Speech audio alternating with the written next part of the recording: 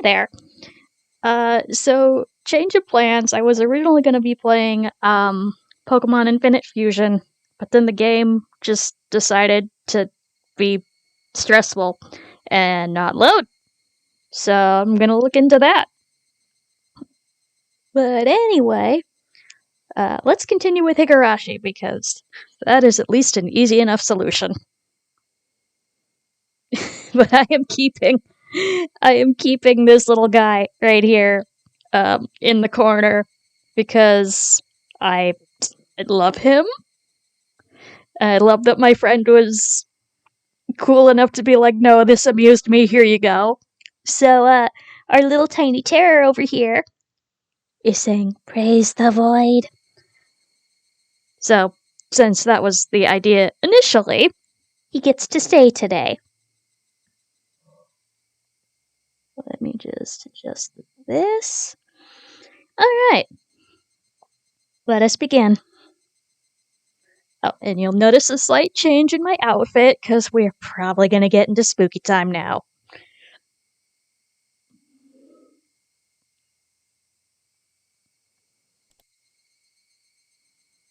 Load it.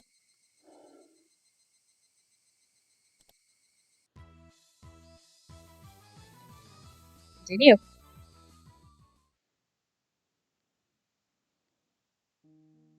The next day. It was a strange day, where Mion was desperate to regain her composure. Yes, because, she does in fact have a younger twin sister. Every time our eyes met, she would say that she had something to do, or that she had to use the washroom and run off. Unable to just watch, Rena was taking care of her the entire time.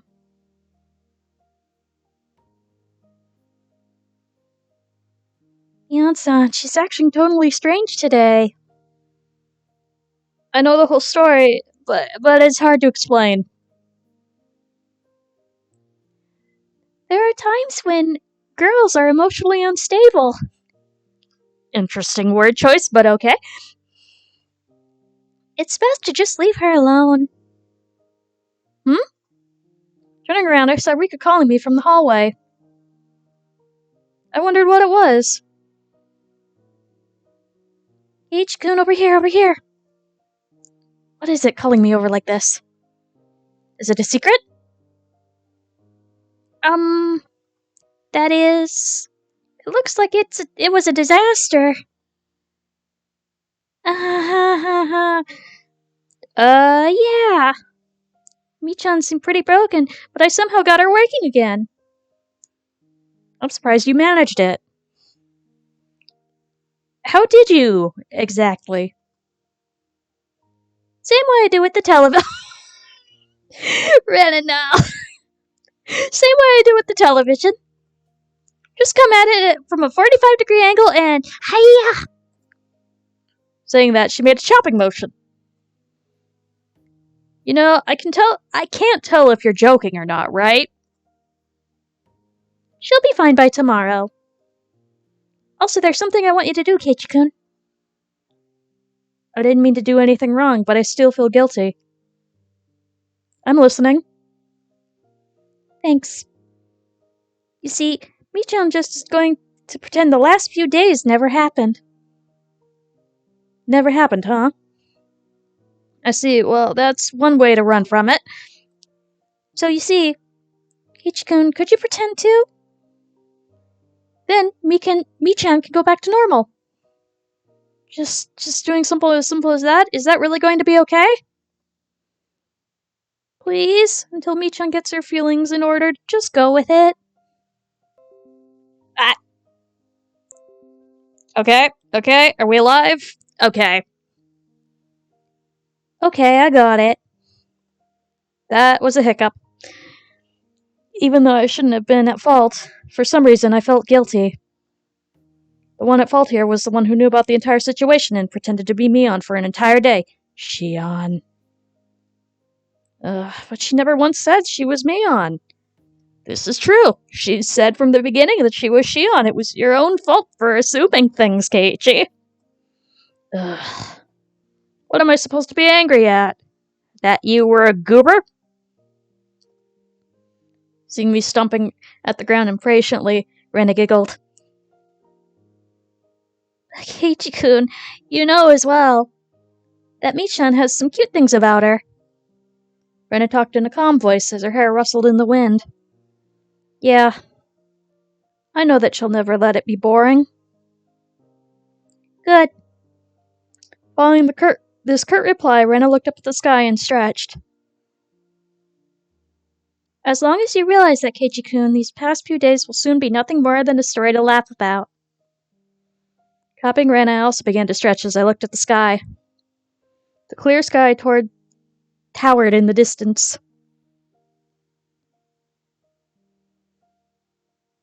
There's no club activities or anything today.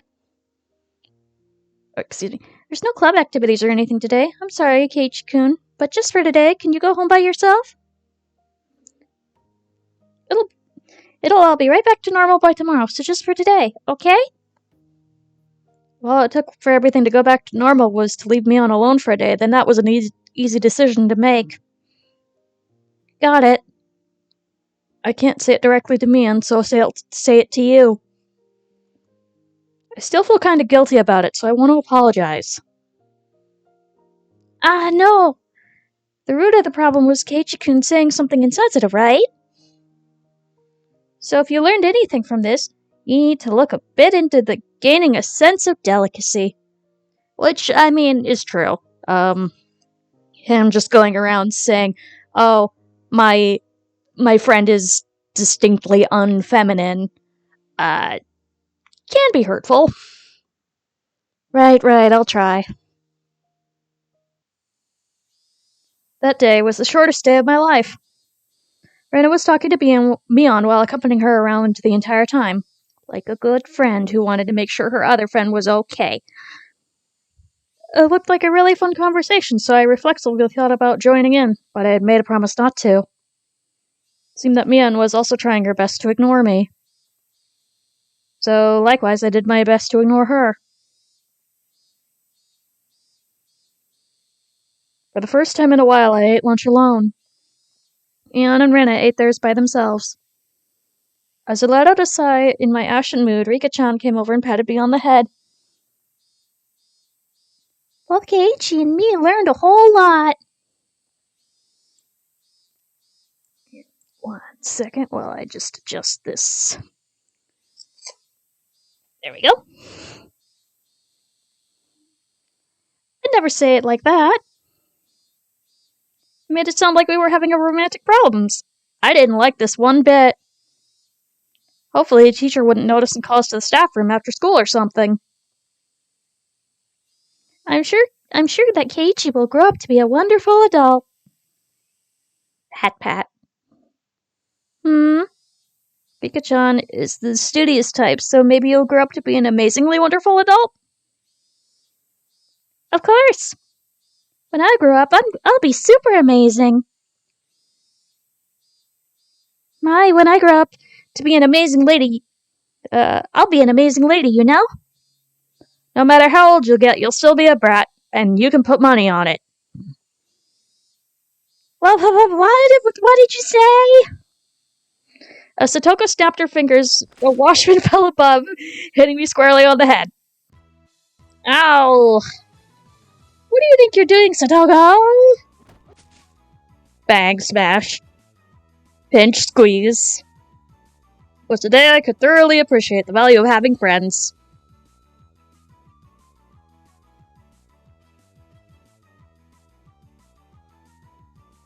Alright, that was a short...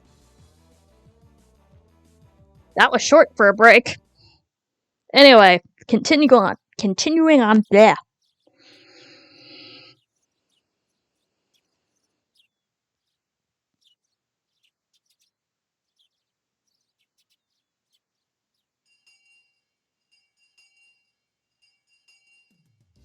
Today was Saturday, so school ended in the blink of an eye.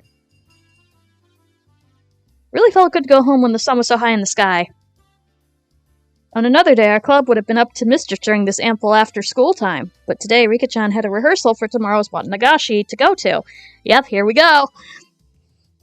How's that going, Rika-chan? Do you have it down in practice? Try harder than last year. You're so exhausted and sweaty after last year's ceremony? She'll look far more fit for the role this year. Please look forward to the fruits of her training. The Watanagashi festival everybody had been talking about was tomorrow, wasn't it? Oh boy! The festival began in June. Being in June felt a little early to me. But the onset of summer came quickly this year.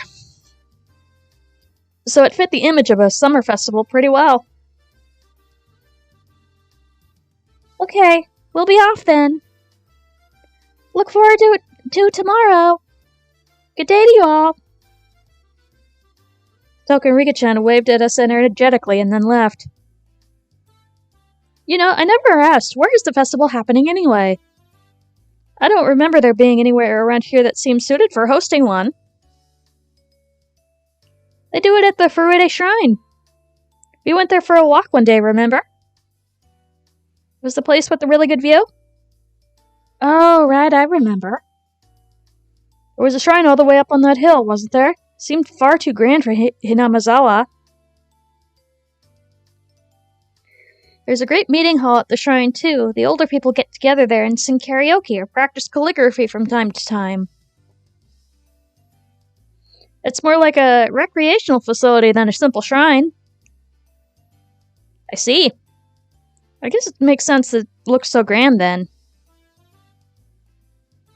Mii-chan, is your family going to help set up today? Yep, we have male hands for that. Most of our relatives come from town to help. Male hands, huh? Well, I mean, I have nothing to do at home today, so... Would it be a problem if I squirmed my way in there to help out too? Huh? You want to help us, Kei-chan? Not if it'll bother you all. I was just kind of interested. We had bond dances and other festivals in the town I used to live in, but I didn't even know where they took place, much less wanted to help.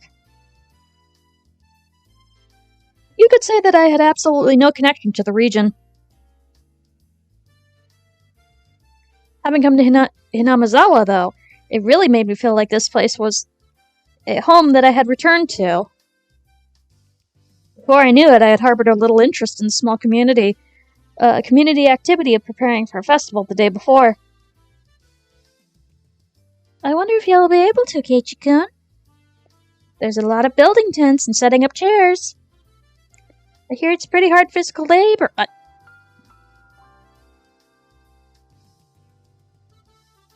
Cheer 500 to end the month. Here is something you might not know. See, Gin is a tomato. A very cute tomato. When Sol calls her cute and compliments her, she becomes tomato. And that is a super cute thing to see. Gin, cute little tomato. Tomatoes for you! You absolute goober, hello! Good to see you, Sol. Thank you for the cheer. Anyway, where was I? I had pretty hard physical labor. Yes. I mean, I wouldn't be doing it alone, right? The more hands we have, the faster it'll go. Mion looked happy to hear that, but at the same time, her expression was complex, tinged with hesitation. Rena gave her the last push for me. It's decided then. You should go for it, Keiichi-kun. It's all yours, Mii-chan. Put him through the ringer. Well, I can't argue with the recommendation from Rena. Okay, then, go home first and put on some work clothes and come to the shrine. Oh, you might want to bring a towel to wipe your sweat, too. Got it. I may look scrawny, but I actually quite like breaking a sweat under the hot sun. Careful, you don't want to hurt your back, okay? Back pain is awful. Don't do that to yourself. Right, enough of my old man spiel. I'll go to the shrine too as soon as I've changed. Mii-chan, you do your best too. Bye-bye. Mion waved vigorously to us and left. As far as I could tell from her gallant retreating figure, she seemed to have recovered from the weak state she had yesterday.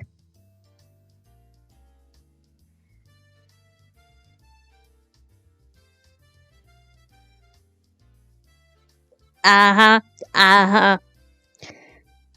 Then again, I am a human furnace, so that's actually very easy for me to do. Girls are quick to get over things. Unless they're not. Mi-chan is already fine. Right. Hugs for you too, Soul. Yes. Yes. Yes. Indeed. Oh, she's coming. Oh, she's coming. Hello, kitty kitty. Yes, get comfy. Yes. Her switching back to normal so cleanly makes it really easy for me to talk to her. Well, the hand I was using to press enter is now occupied by being held by a cat. So we're moving to the other hand now. It's kind of funny though, wasn't it? Kind of like Cinderella. Like, you can't meet her anymore once the magic wears off. Rena began to giggle in a fair bit of amusement.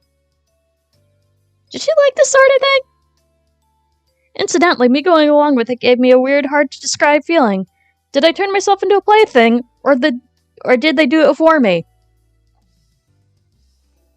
Here we go. If you think it's so funny, then you should try to pretending to be be a different Rana too. Yeah, that sounds like fun. Hey, Chikun, what kind of Rana would you want to meet? One with a bust the size of at least 90. Oh, you're back. Huge knockers that you're okay with me touching. I can't do that. She'd be great at cooking and make me lunch and come to see me in the mornings. I do that already. I pull Rena's head into a tight grip and start to pet it. You're Rena Ryugu, right? Rena, not Reina?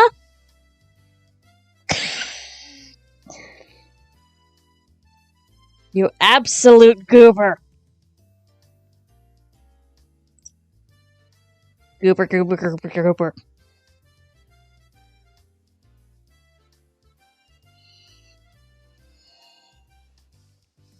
So, you can just stay as Rana forever, got it?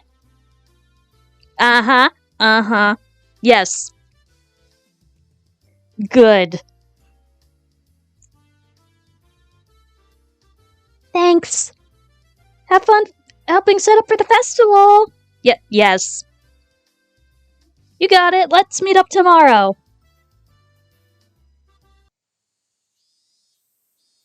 I got changed right away and slinging a towel around my neck like Mian suggested, I set up for the shrine.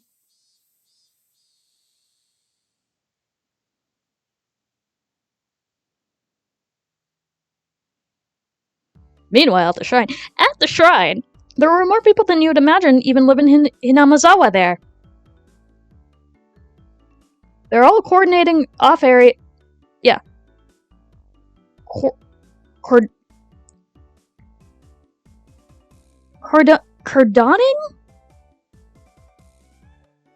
Cordoning? Okay. You're okay.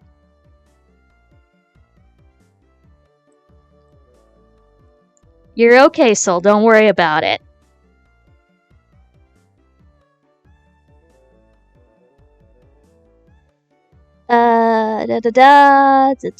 Setting up tent frameworks, chatting amongst themselves as they did so. Here. Just to show you I have no hard feelings. Here you go. You're okay.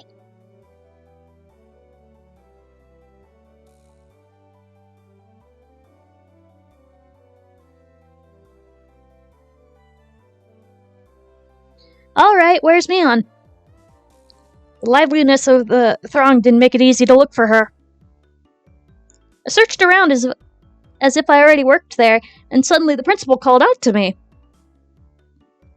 If it isn't my Barcoon. Interesting. Have you come to help with the Watanagashi setup? Hello? Yes, I was just wondering if there was anything I could help with. how commendable your attitude is. Feel free to sweat your heart out. Sweat to your heart's content. Ah ha ha ha. Spurred on by the principal, I came upon a group of people setting up tents.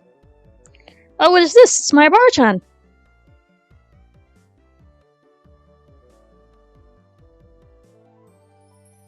Ooh, yeah, good luck in traffic. But still, thanks for stopping by. I appreciate you. But yeah, be safe and have fun, okay?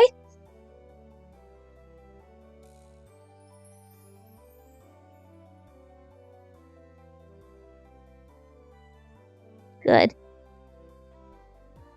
I always appreciate seeing you. I hope you know that. Yes. I will pet the kitty.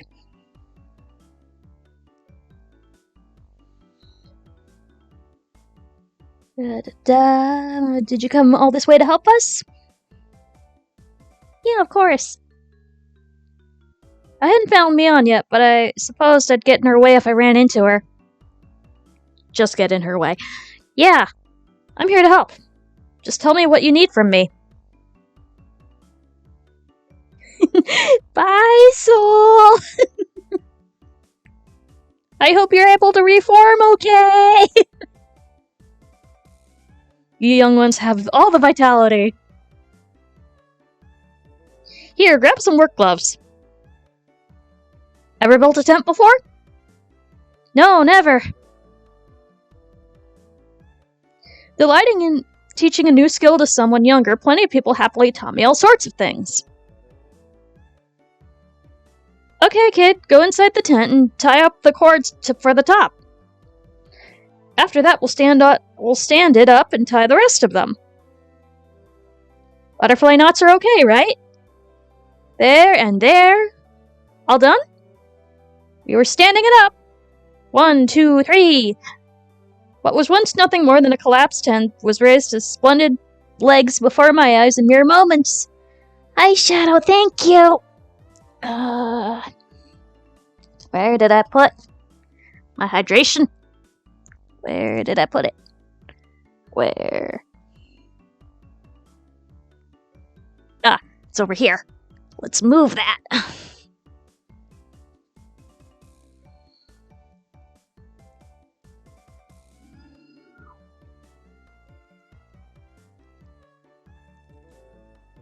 There we go.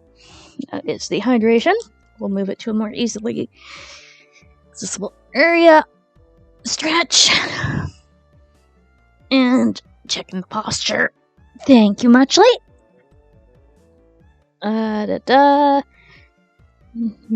Eyes, mere moments. Wow. Seeing it put together like this actually was pretty moving. Come on, no time to stare and wonder. We've got a lot more to do. We packed the tents into the trucks to get them from here. Get them from there. They're heavy, so take someone with you. Nah, I'm good. I may look scrawny, but I'm actually pretty strong. Famous last words. Blah. They look light enough, so I thought they were, but they're heavy. That's why I told you to have someone help. Come on, said the man, lifting it with a grunt and taking it under his arm. Either I'm weak or these old guys have superhuman strength. They're used to it. Let's go. You're the youngest one here, so we're going to make you sweat for it.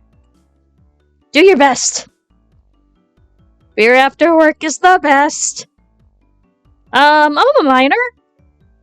Juice for you. Sweat dripped from my body. I'd been fully and completely absorbed in helping them. I would never have thought that cold barley tea from the Women's Society could taste this delicious. You're so young. Make sure you drink a lot. Thank you. It was then that I realized a crowd had formed near the shrine a ways off. Is it Rika? When I looked closer, I saw a girl dressed in shrine maiden garb and a handful of older men looking like they were preparing for the ceremony together. Is that Rika-chan?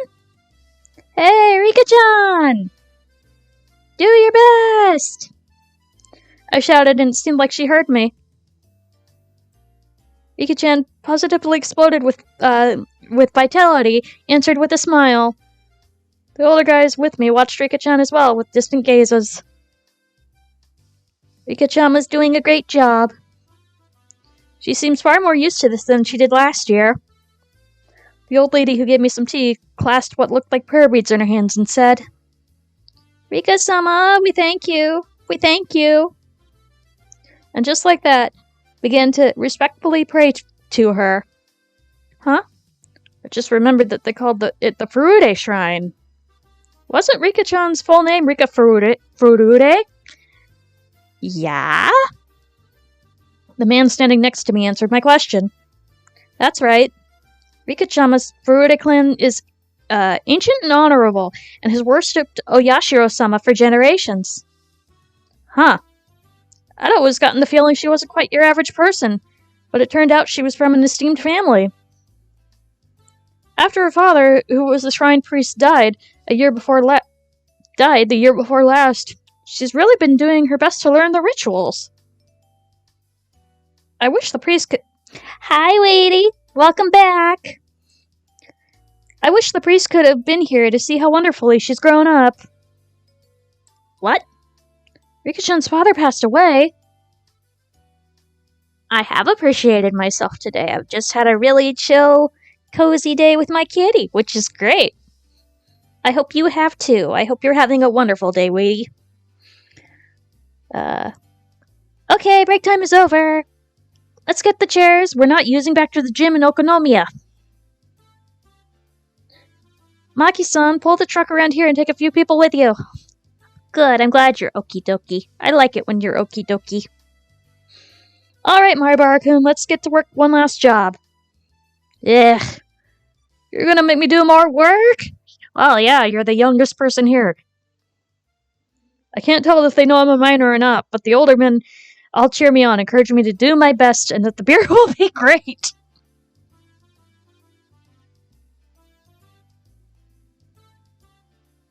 Hey, Chan, working hard, I see.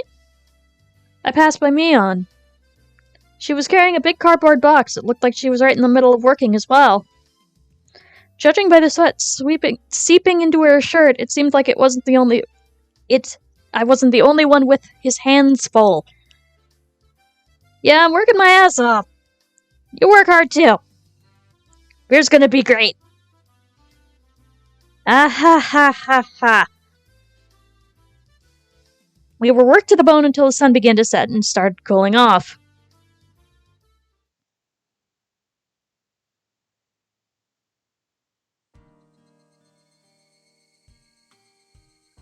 It was soon full-fledged night, and clear sound of the Higurashi eased the moderate pain I felt. The older guys began their night before drinking party in a tent a fair bit off, causing quite a ruckus. The shrine grounds, on the other hand, had turned into a lonely road trickled by a cool evening breeze, despite being so festive just a little while ago. Wind felt good. I leaned on one of the stone guardian dogs at the front of the shrine. I gave my legs a good stretch and let my mind wander. Suddenly, a paper cup filled with barley tea was thrust before me. Yes, that was gonna be the joke when we, were gonna do Infinite Fusion, but Infinite Fusion, being Infinite Fusion, decided, no, I worked for you the other day, but not today. So yeah, Tiny Terror saying praise the void still gets to stay in his little corner. It was a joke that my friend did for me because, they enjoyed what they saw my playthrough so far. But yeah, Tiny Terror still gets to stay right there. Because we still had void shenanigans. Okay, John, great work. Here's some tea for you. You're so considerate. Thanks, Her voice sounded exactly the same, but it felt somehow different. Wait, you're... Hiya, it's Shion. Don't go giving Mion all the credit.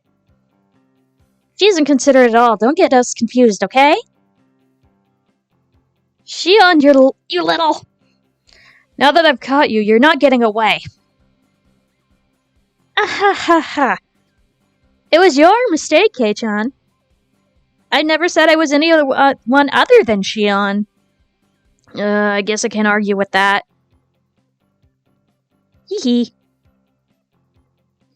That's right, you're no match for my older sister, so I can't let you be a match for me either. Anyway, your tea. It was gonna get warm. Ugh. Come on, please cheer up. I'm trying to make it up to you with this tea. Well, she did come all the way here to give it to me. I guess I'll accept it. I took the cup and downed it in one gulp. And suddenly, I heard a loud shout, and it got stuck in my throat. Cough, cough, cough, hack. Which one is it this time? Is it the real Mion? Shion! Why are you hanging out with Kei-chan again? Because unlike you, I'm very considerate. Kei-chan was so sweaty and I couldn't leave him alone, so I brought him some tea. By the way, why are you holding 2 cups of tea? Mion's face went bright red, and she tried to hide the paper cups behind her back. Well, There's no way such a rough, timid, good sister of mine would ever briskly bring a male classmate tea, is there? So, what are they? What are those 2 cups of tea? These are... well... right. I was just so thirsty, I figured I'd drink too. Ah ha ha, that's so like you. Come on, chug, chug, chug. As Shion cheered at her, Mion downed both the cups of tea, one after the other. Ugh, cough, cough. What a fabulous drink that was. I was expecting nothing less from you. Kei-chan, you give her a hand too. Wait, suddenly the situation got unbelievable. Mion doesn't usually get manipulated so easily like that. I've known her a while now, but Shion is terrifying. Mion, you can't hold your own against Shion? I hate her. And lately I hate her even more. Just then, I heard the snap of a camera shutter. Who could it possibly be? Who is this mysterious man? Good evening. The festival is coming up tomorrow. Thanks for all your hard work setting up today. Good evening. Oh, Shion-chan. It's quite unusual for you to come here. Oh, hey, it's Tomitake and Takano-san. Good evening, it's been a while, hasn't it? So, you're that transfer student I've been hearing about, Keiichi Mayabaru-kun, right? You really did do a bang-up job today, I'm impressed. I feel like I've seen this photographer guy before. Where have we seen him before, everyone? Have we met before? I'm glad you remembered. We passed many times on the road, Keiichi-kun. I'm Tomitake. Yes, in another life. I'm a freelancing photographer from Tokyo. Then do you recognize me? Oh, no! Oh! It's red, it's yellow, it's red, it's yellow, it's red, it's yellow. I'm sorry, but I don't. If you're gonna disconnect, just do it! She's Mio Takano-san. There we go. Okay. Should be okay now. Thank you, Edie, for the heads up. I appreciate it.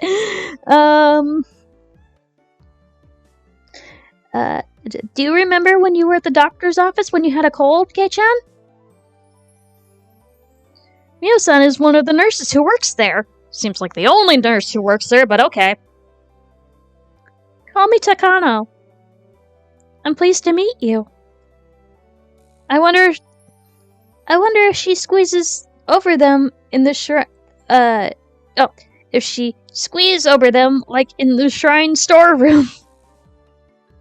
Oh, compliments for Weedy, of course. You adorable little gremlin. Let's see. How do I begin? Well, I know you saw this yesterday, but it was Mod Appreciation Day yesterday, and if anybody doesn't know by the sword in his hand, Weedy is my one true mod, who does a very nice job, and I always appreciate seeing you around. I'm glad you enjoy my streams. You've been really consistent, and I appreciate that. You're a really good friend. I love it when you send me things. Yes, you can fight the people. The all 0 people, but I do appreciate the backup. It's good to have you around for many, many reasons. But yes, I appreciate you very much. That's very thoughtful of you. Tomitaka-san seemed to be quite entertained at the Sonozaki twins being in the same place. He took picture after picture. I've heard about them, but this is the first time I've actually seen a pair of identical twins. You really do look exactly alike. We're not alike on the outside. See? Our underwear matches too. Ugh, you idiot, what the heck are you doing? Things have never been as lively as when the two of them are together. I thought they were exactly the same at first, but I've started to get a handle on which one's which. I know, right?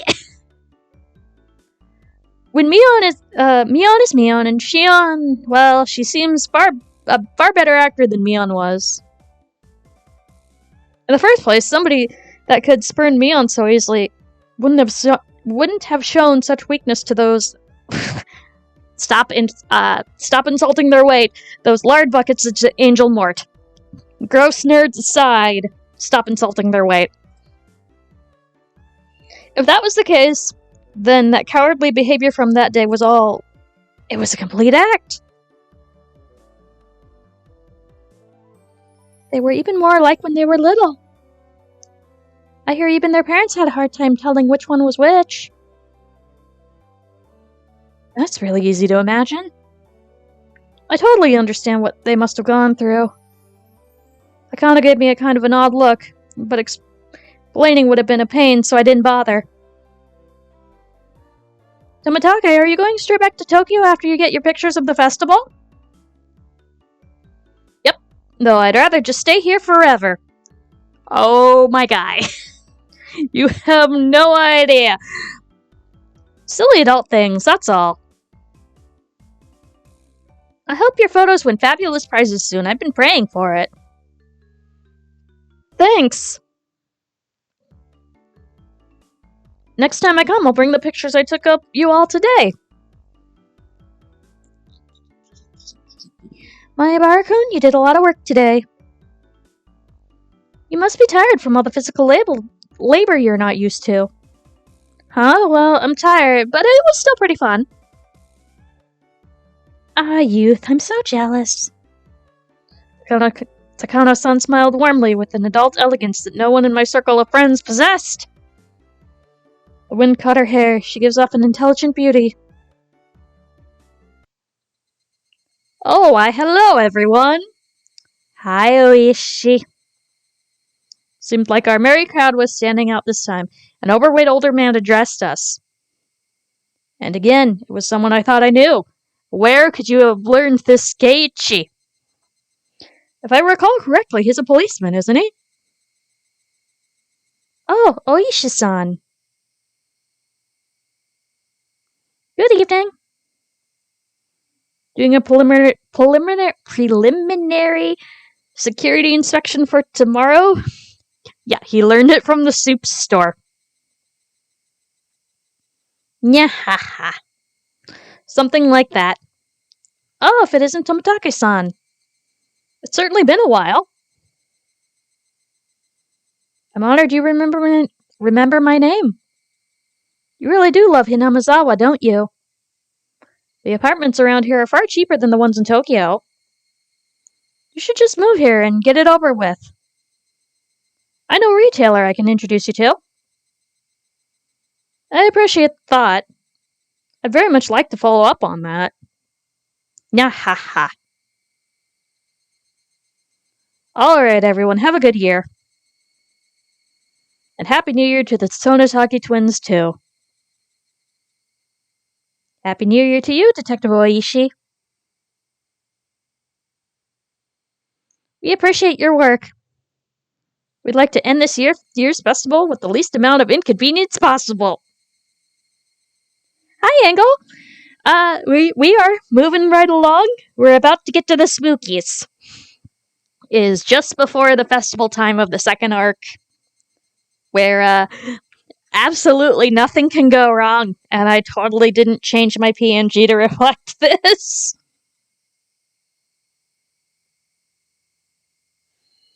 That's pretty strict on me. Nyahaha.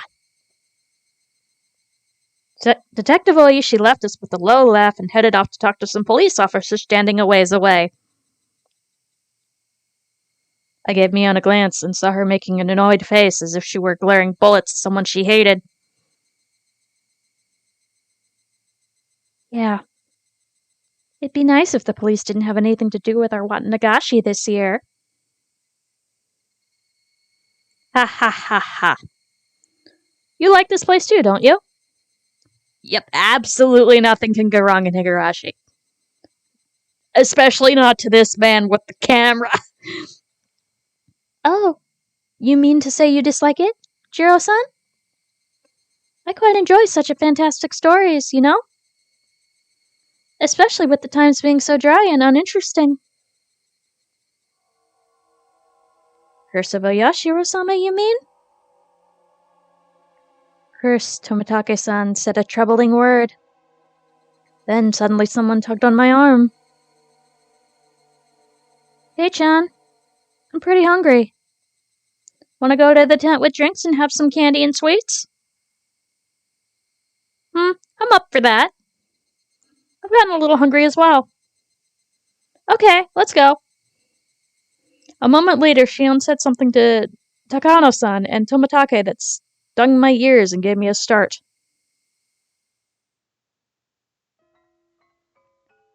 I wonder who will die and who will disappear this year. I pulled back from Mion's grip and stopped abruptly. Shion, what did she just say? I felt like the air around us dried out, and all of a sudden... Let's go, Kei-chan. They're talking about something silly anyway. You still haven't told Kei-chan? I make it a point not to spread stories like that. Shion's cold and quiet tone and Mion's harsh voice were quite the contrast. Hey, hold on, what are you talking about? If you know something, then tell me. Doesn't feel right being the only one left out, you know? I don't understand this, someone explain it to me. However, Mion didn't seem to be all that willing to grant my request. She squeezed my hand in hers a bit, but when she realized I would hold my ground on this topic, she let go. I'm gonna go to the drinking tent first, then. If you don't come soon, Kei-chan, there won't be any left for you. I get it already. I'll be there soon. Mion left, trotting towards a particularly noisy tent on the other side of the shrine grounds. Before she got there, she stopped and turned back around. I showed no signs of going after her, so she ran off. I could tell you if you haven't heard, I suppose. But it might be smarter not to ask and go with her to eat dessert. Hey now, you've already got my full attention here. I'm not going to leave without asking this point. I think Kei-chan has the right to hear this too. My sister was just stealing that from you. Shion's voice was bristling with thorns, as if somehow blaming Mion. What on earth are you talking about? I like people acting so self-important. Akano-san realized how prepared I was, looked across the group, and confirmed that there were no objections, and she opened her mouth. Do you believe in curses, Mayabara-kun? Curses? I think they're interesting, but I don't really... I felt their cynical stares and winced. It's like they were telling me it was stranger not to believe in curses. You're not wrong, Kei-chan. Curses are just superstition. It's only natural that you wouldn't believe in them. Besides, you can take all the time you need to decide whether or not you believe in curses after you've heard us through. Gonna take a sippy break?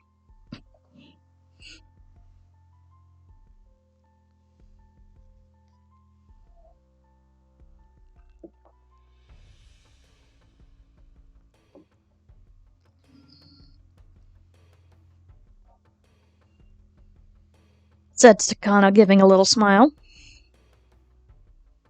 They're trying to scare me.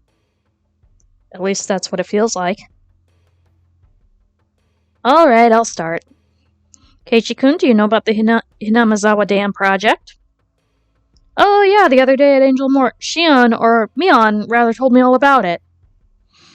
You mean the plan for the giant dam that would flood all of Hinamazawa, right? That's right. Residents of the town... Oh, compliments for Angle? Sure. I don't know you very well at this point, but I think you're really cool. And I always like running into you on other people's streams and your own. You seem like a very good-natured person. And I would very much like to get to know you more. And I appreciate that you came by today.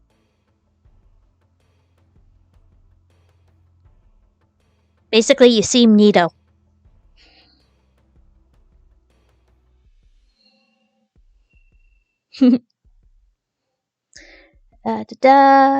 That's right, residents of the town banded together to fight it, and a fierce battle with the government unfolded.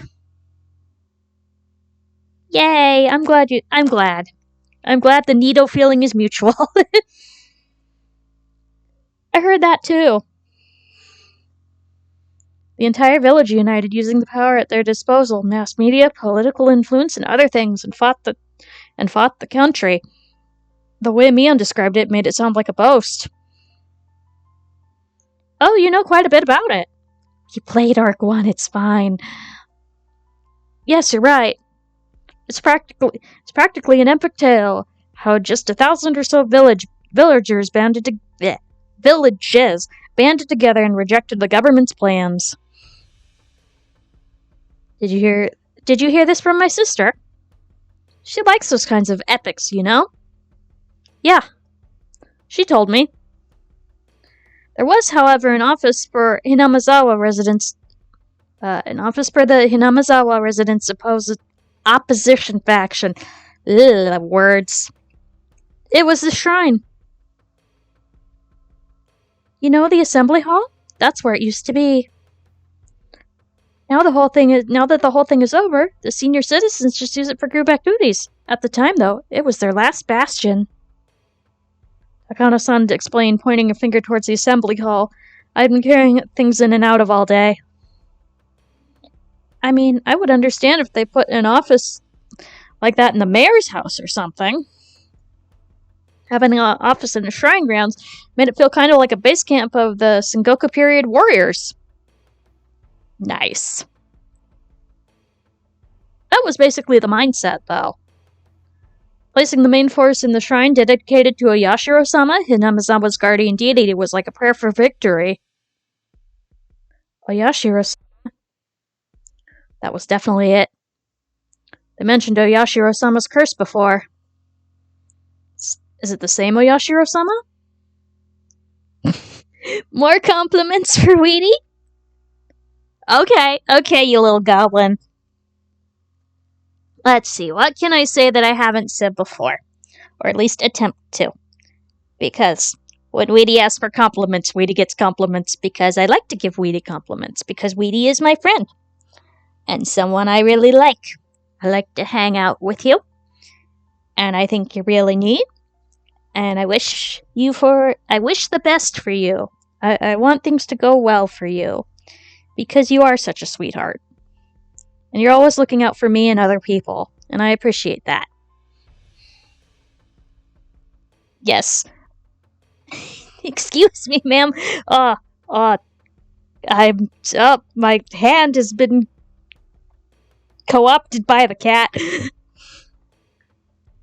But I win. Yes. There we go. But, is it the same Oyashiro-sama? You know about Oyashiro-sama, Keiichi-kun? It's the name of the god worshipped at this shrine. It's said that he protects all of Hinamizawa. Well, I don't really know much about him. I see. I think Takano-san knows more about the rest. Tag, you're it. Well, that is generally the whole story. Oyashiro-sama is the ancient god passed down in Hinamizawa, and the villagers say he's been protecting this sanctuary from the poisons of the outside world. This is true. Weedy deserves all the compliments, because Weedy is a good bean. So, essentially, he's a basic, standard guardian deity. I guess you can find that sort of god anywhere you go. There's research into whether the worshipping of Oyashiro-sama is a manifestation of a kind of elitism, too. What I mean is that the worshippers might think of themselves as chosen people. Believing yourself chosen, a nationalistic belief that you are part of a superior race, or that you're a special clan chosen by the gods. They believe that they were a superior clan, so they believed strongly enough in cooperating with others, but they also ended up being exclusionary towards other clans. I won't go into too much detail, but it's the sort of national and religious ideals that lead to war. Of course, that goes for Japan, too. A long time ago, the people of Hinamizawa strongly believed themselves different from humans, that they were above them. They believed that interaction with the lower world sullied their souls. So everyone believed that. If one from a lower world came to the village, they would be sullied and suffer the wrath of Oyashiro-sama. Apparently that kept everyone away. Villages that hate outsiders come up all the time in Kendachi novels. This was once the run-of-the-mill village of xenophobes. Well, they'll deny it to preserve their pride. It was long ago, after all. Things are different now. Are they? Are they, Shion? Shion followed up quickly, having sensed the thorns in Tomitake-san's words. Tomitake-san, embarrassed at what he said, scratched at his head. You're not wrong, though. So the shrine's worships Oyashiro-sama, thinks of Hinamizawa as a holy ground, and it's a symbol of their traditional hatred towards the outside world. I get it. So that's why they chose the shrine of Hinamizawa's guardian spirit as their base of operations, the resistance to the solely dam construction project that came from the outside. Correct. A smile to Takano, pleased. She must dislike stupid people. Superstition, every last bit of it. The villagers gave everything, desperate to oppose the dam construction. And right in the midst of it, the incident drove home the finishing blow. Oyashiro-sama's curse. The person managing the construction side of the Hinamizawa Dam was murdered. 4 years ago, I believe. Took the newspapers by storm. Do you remember it? No, not really. He had a fight with a subordinate and was beaten to death with a pickaxe. His limbs and head were torn off, and his remains disposed of. Yep, we're getting into spooky stuff. One of those dismembered homicides. They were all the rage at one point. Such a gruesome incident. But that was just that, an incident. The person caused the incident, after all. Should they really put it down to the curse? Then the following year, the man who had organized Hinamizawa's group of dam proponents, he fell off a cliff while on vacation and died. Apparently it was an accident. Of course, most of Hinamizawa was hostile towards him. The police were all over the case as if it was a homicide, but in the end it was judged to have been an accident. Now, what's an accident? This is the most cursed-like one, but it's still far-fetched. And then, on the next year, this time, the priest of the shrine contracted an unknown illness and suddenly died. Yeah, Shovel Knight did it, yes. This may sound a little rude, but the old priest was kind of a wait-and-see type. The whole village was in an uproar about the dam, but he just kind of didn't seem to want to bother. The shrine was a symbol of opposition movement, and its priest, well, his attitude worked against him. The villagers at the time had hoped for a leader, but their hopes were betrayed. Some people were apparently pretty angry, too. So at the time, all the older people were like, "This is Oyashiro-sama's curse." That's what they said. It did seem like every year, dam-related people the village had resentment towards were dying. It was pretty creepy. Oh, and also, it's interesting all of these incidents and accidents always happen around the night of the Watanagashi festival. What? See? Starting to sound like a curse now, isn't it? Then the year after that, in other words, last year, the sister-in-law of the man who was the leader of the dam proponents, the one who accidentally died, was discovered dead, having been beaten to death. Of course, they caught the criminal. See? I live, thank you for the lurk.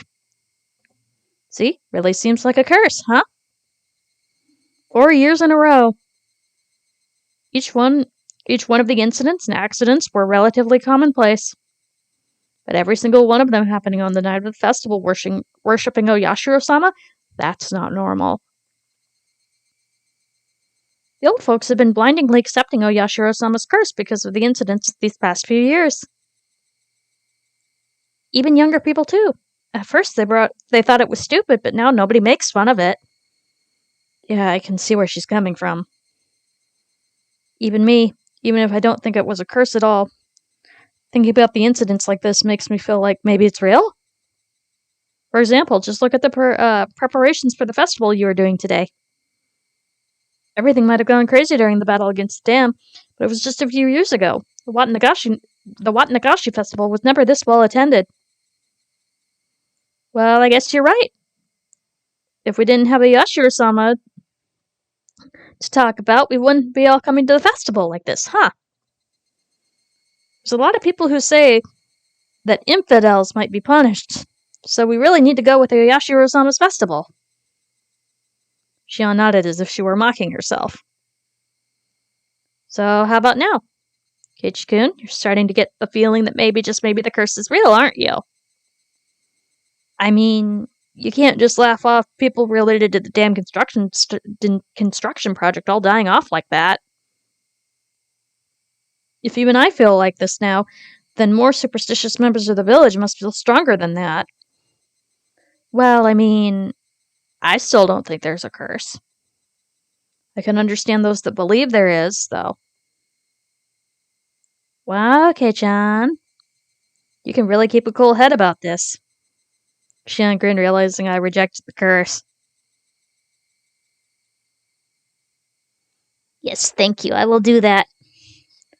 And I will do that too.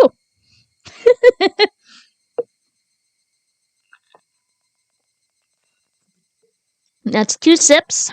Thank you for that. And a stretch. And a scooch. And we will quick save. If it's neither a curse nor a coincidence, then what should we make of these incidents? Thank you, Edie. Takano said, smiling playfully as if proposing a riddle. Neither a curse nor a coincidence. But every year someone dies. Alright, I'll do another one, thank you. Wait a minute. Unless... Did I misread that? Nah, I'm good. Okay, I'll still do another little sip, though, just for fun.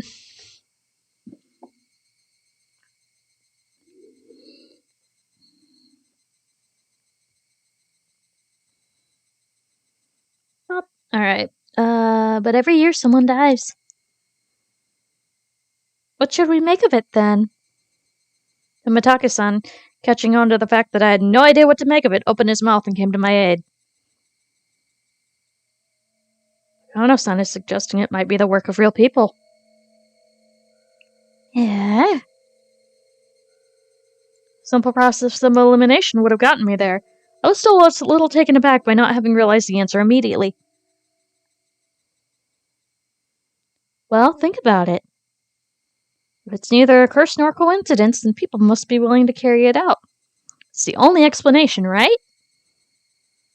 Pressed Takano-san, I smiled bitterly myself.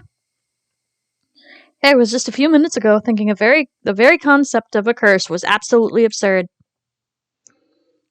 When she suggested it, that it was someone's doing, I ended up thinking there wasn't any way it could be a person. But Takano-san was right. It was either a curse, or it was a person's doing. If unrealistic things like curses didn't exist, then the obvious step would be to start thinking it was people behind it. But if that was the case... I glanced at Shion. The culprit is a person, then they'd have to be someone from Hinamazawa. That's what the police officer Oishi-san thinks too right now. Hey, wait. That can't be. I thought I now knew the reason Mion didn't want to talk about this. If Yashiro-sama's curse really existed, then that's fine. It would be divine judgment for the dam project business. However, if Oyashiro-sama's curse didn't exist, which it obviously didn't, then the culprit would most likely be someone from Hinamazawa. The villagers had worked desperately to oppose the dam construction project. I knew they had used all sorts of methods to fight against it. One of those methods was... maybe... People whispered that Oyashiro-sama's curse could be the doing of a secret group in the dam resistance movement. Shion dryly put words to my exact thought. Of course, I didn't expect it. She was from Hinamazawa, so I didn't think she'd come out and say it herself. If you calm down and think about it, anyone could come to the same conclusion.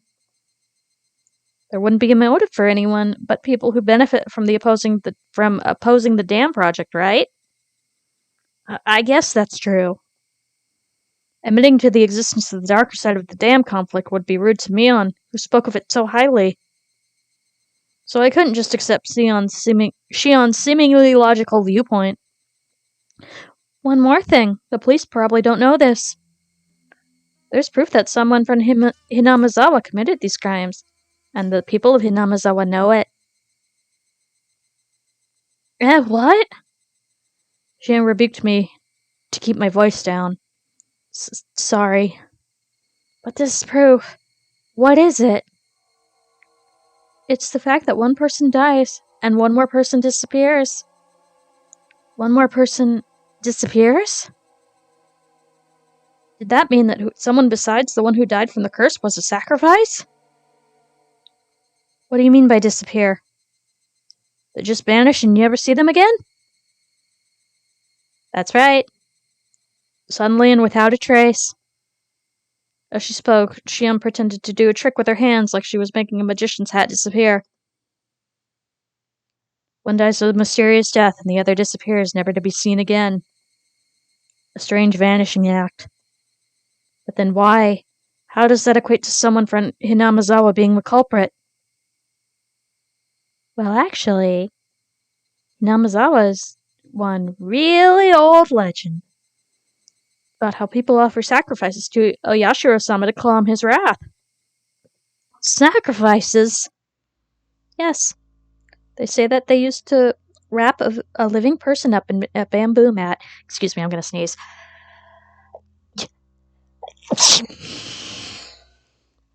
Alright, back to the spooky. They say that they used to wrap a living person up in a bamboo mat and let them slowly sink down into the bottomless swamp. Thank you. Takano-san, though explaining something pretty terrible, had a look of glee on her face as she did so. As far as I can glean from the literature, it actually took 3 days and 3 nights for them to sink. See? Even people a long time ago liked symbolism. As the body sunk, Oyashiro-sama's anger would be quelled. Both were submerged into the deep sea. Hee. Or into the deep hee. Takano-san was the only one laughing at this. Was she telling a joke or something? She's just an enthusiast, you know? Shion didn't move to deny it, but I felt a difference in temperature between her cool expression and Takano-san's. This whole conversation, well, I think you can imagine after hearing it, but it's the secret history of Hinamizawa. Everybody who's been in Hinamizawa for a long time knows it, but they don't talk about it. Takano-san's not from here, but she knows quite a lot. She really likes local history, folk legends, stuff like that. She learned about it all by herself, too. I'm really not all that amazing. Just curious, that's all. Like a child. I just want to see scary stuff for the fun of it. The Matake-san laughed a little bit embarrassed. Wait a minute. What does that mean? The other person who disappears during the incident. You're saying they're offered as a sacrifice? Yeah. Shion answers one word before anyone else can speak. Someone dies, and someone disappears. Well, whether they actually get sacrificed is not a different issue. But every time something happened in the past, one person died, and the other person disappeared. For example, the first one when the dam site manager was killed. Apparently, one of the people responsible for that still hasn't been arrested. Could that mean he managed to get away?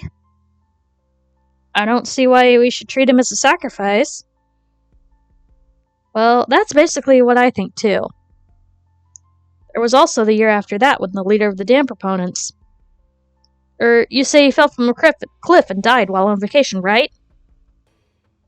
Apparently his wife fell as well.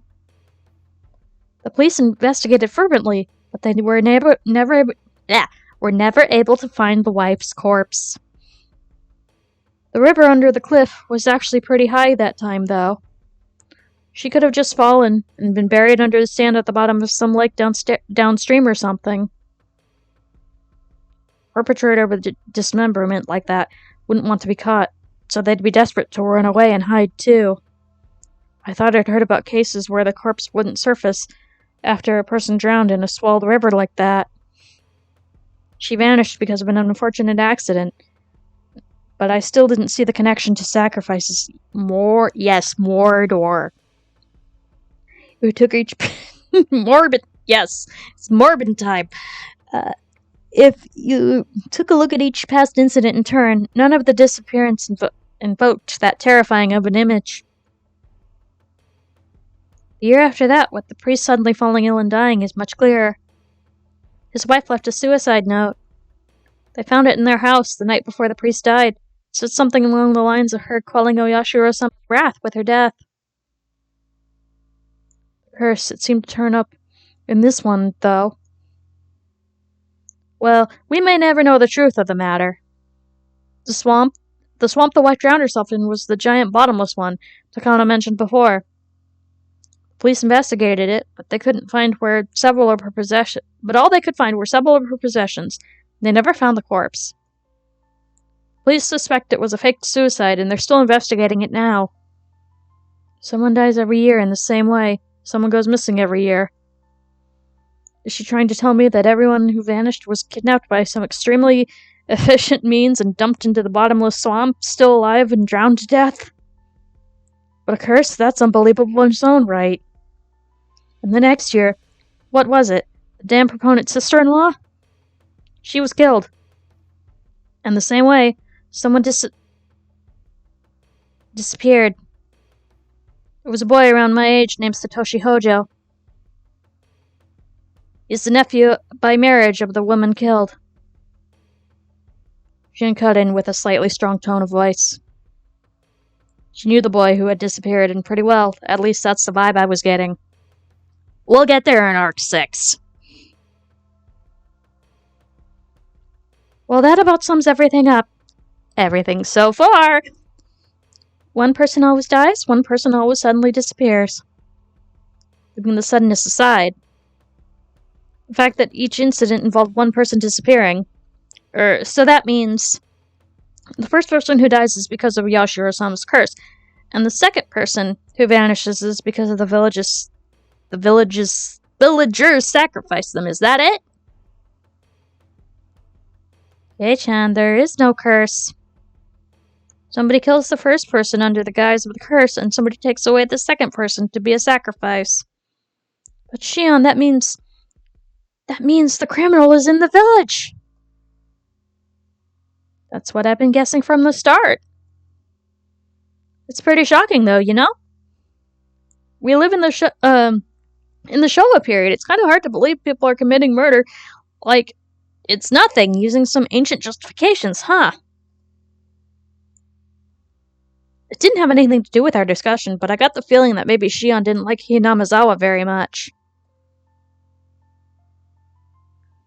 Mion enjoyed talking about Hinamizawa and its epic tales. So she avoided talking about Yashiro-sama's curse, which didn't paint Hinamizawa in a good light, no matter how you looked at it. She was trying not to give a bad impression of the village, so she didn't say anything. Shion, on the other hand, was somehow different. She wasn't rejecting the concept of a curse to purge Hinamizawa of this bad impression, but rather because she strongly believed that a member of the village was the criminal behind this. Her conviction seemed a bit removed from the tight sense of community held by the people of Hinamizawa. Once upon a time, they looked so alike you could mistake one for the other. But talking to her now, I was getting a powerful feeling that Shion had a completely different personality from Mion. Than everyone else. They all think someone from Hinamizawa did it, right? Neither Shion nor Takano answered that. The deafening silence told me all that needed to be said. Let me ask another question. If someone from Hinamizawa is the culprit, then who is it? Neither Shion nor Takano-san said anything had a reply to that question either. Though it may have been rude to ask, I had hoped it wouldn't have one. The reason I asked was to argue that their explanation that the culprit was from Hinamizawa was nothing more than one possibility. Shion caught onto my plan. She gave a pained smile at my petty spite and opened her mouth to speak.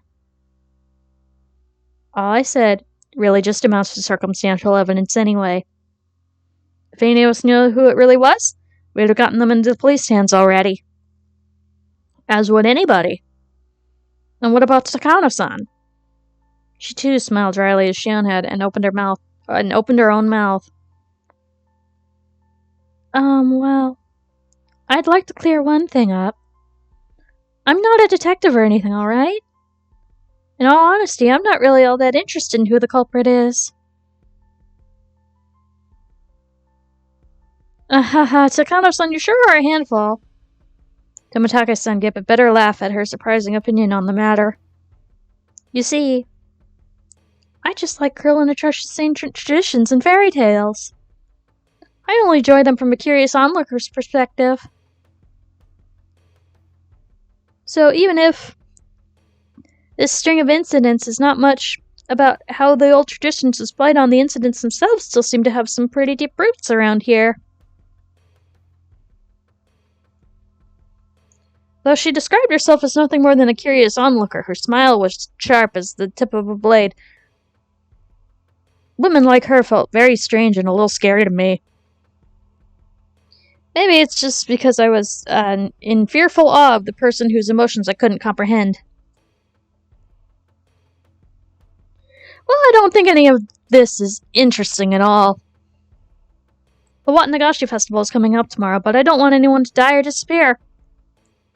Tomorrow, huh? That's right. It had completely slipped my mind. The string of murder incidents people attributed to Yashiro-sama's curse. It wasn't over. It's just beginning. Welcome to the second half of the arc.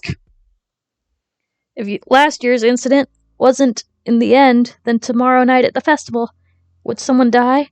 Would someone disappear? I do wonder who will die tomorrow and who will disappear, though. Nana-san said, running a comb through her hair with an elegant movement, and then a thin smile, and a voice that made me shudder. She almost looked like she was enjoying the thought of the incidents that could happen tomorrow. Then, out of the blue, we heard a loud round of applause. They seemed to be ending the drinking party early. Right, I was making me wait this whole time, wasn't I? I should go back to her soon. You're teasing that kid too much, Takano-san. Keiichi-kun thinks it's all true. Hee hee hee. I apologize. It's a bad habit of mine again, said Takano, sticking out her tongue bashfully. The strangeness in her expression was nowhere to be found. When Takano-san seemed an innocent child like you, she couldn't help wanting to poke fun at them. It's a real bad habit. Keiichi-kun, you listened to everything so earnestly. That's why she ended up getting carried away. Unlike Takano-san, Tomitake-san seemed like a totally normal person with common sense. They were apologizing after realizing what kind of impression they'd given me. Stuff Takano-san said is all fiction. If it made you harbor any bad impressions about Hinamizawa, we apologize for that. Jeez, Jiro-san. You apologize too, Takano-san. Tell him you're sorry for scaring him. Takano-san and Tomitake-san were arguing and messing around now. The strained air around us had already disappeared.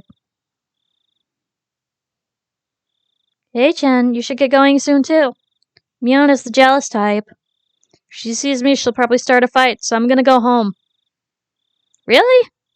Then I'll see what Mion is doing and apologize for making her wait, I guess. Sorry for being such a nuisance, Keiichi-kun. Could you tell Mion-chan that we're sorry for bothering you for so long? Ah, yes. I don't think telling her will make her feel any better, but sure. Tomitake-san and Takano-san, standing next to each other, both began to chuckle. Okay then, Kei-chan. Let's try and run into each other tomorrow at tomorrow's festival. We'll see each other. I mean, it's us we're talking about, after all. We'll be making so much trouble it'll be hard for you not to find us. Shion and I said our goodbyes to Tomitake-san and Takano-san. Before we could leave, Takano-san called out to us. Thanks for listening so earnestly to what I had to say. You're just so good at listening. I had a great time talking to you. Good at listening? No, not at all. I was just in a state of perpetual bewilderment from all the shocking topics being thrown at me one after the other. Didn't you like my story today? Well, it was pretty interesting. Then I'll tell you some more sometime, okay? There's a lot of pretty interesting legends and fairy tales about Hinamizawa. Of course, a lot of the strange and creepy ones, too. I'll choose a bunch from my favorites and tell you a bunch of them. I was kind of happy, but kind of worried. I can't help but smile dryly and scratch at my head. Ichi-kun, you can go now. Run. Takano-san is just messing with you. I said goodbye again and ran off. I heard Tomitaka-san call out from behind him in a clear voice that we would see each other at the festival tomorrow. When I went to the tent, Mion was waiting for me, and she was nowhere to be found. I made her wait so long. Maybe she got mad and went home. After asking some adults passing by, I heard that she went home, talking to some relatives. Maybe I shouldn't have done that. But my regret for having made Mion wait wasn't enough to triumph over the impression Takano-san and Shion's uncanny story left on me. Serial murder incidents that happened 4 years in a row. Would tomorrow's event make this the 5th? And the possibility that someone from Hinamizawa was carrying all this under the guise of the curse. Queer tradition of ritual sacrifices entirely unbecoming of the Showa period we lived in. I regretted it. A little, though. It's too late. If none of these creepy stories had anything to do with me, then I should have let Mion pull me away from that crowd. I felt a little ashamed about letting my cheap curiosity get the better of me.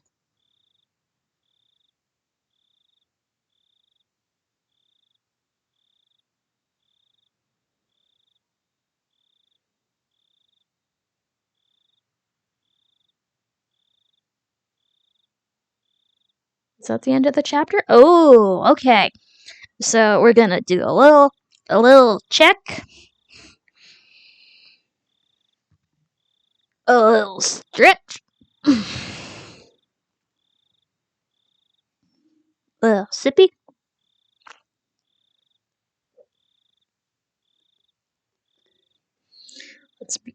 Hi, Nero. How you doing?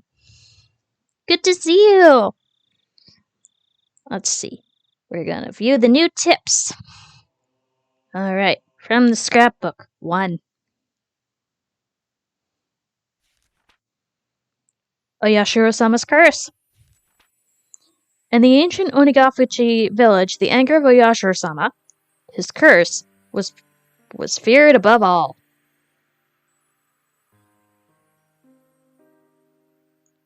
However, it is seldom stated anywhere what eventually happens, and what sort of divine judgment, curse, befalls them when Oyashiro-sama is angry. From various reports, all hell will break loose. Demons will come flooding out. The miasma from hell will flood outward and kill every villager, letting not a single one escape. The ones invoking images of the village being annihilated stand out the most. These terrifying ideas of divine punishment are in alignment with many other religious beliefs regarding the apocalypse, hell, and it's easy to imagine that they are just a way of convincing people to obey the teachings in order to prevent such an end. The conditions of inciting Oyashiro-sama's wrath are likely the same as the taboos in Onigafuchi village. I believe that when an act is performed that violates one of these taboos, Oyashiro-sama was termed angry. And in order to quell his anger, they would perform the aforementioned sacrificial ritual. Alright. 2.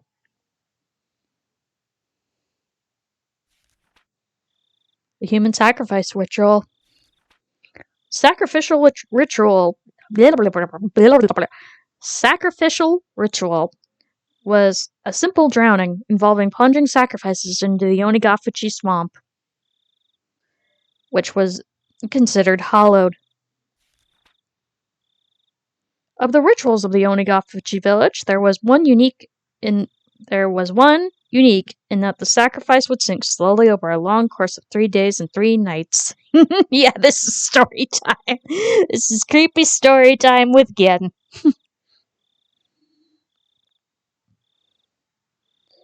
I believe that it wasn't so much the killing of the sacrifice that was important, but rather the symbolism of them sinking and the submerging of Oyashiro-sama's anger.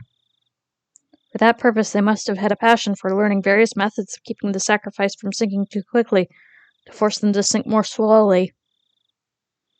Unfortunately, as far as I can tell from the records, these methods were not recorded. My thoughts are that they may have used logs or some similar material to create a raft, then set up a scaffold on there, hung the sacrifice up by ropes, and let them sink, little by little, over time into the swamp. However, if that were the case, it would not be strange if the ritual implements used for such a ceremony would be honored as holy and enshrined somewhere.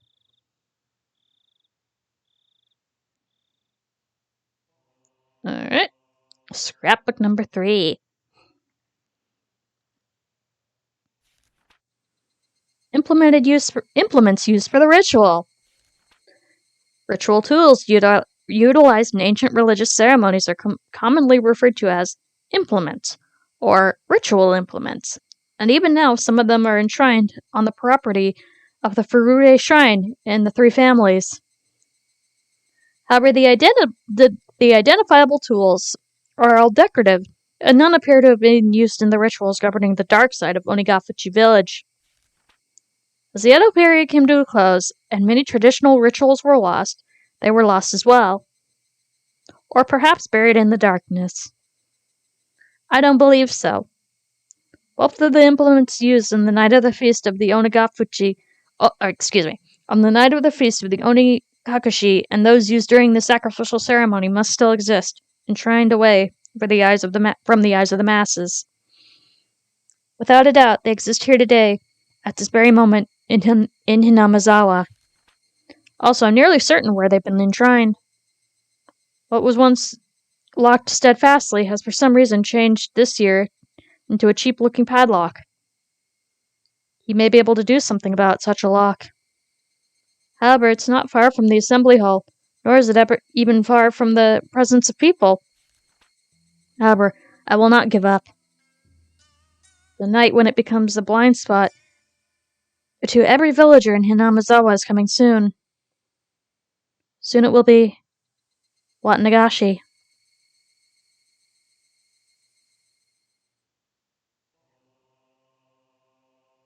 Festival is around the corner.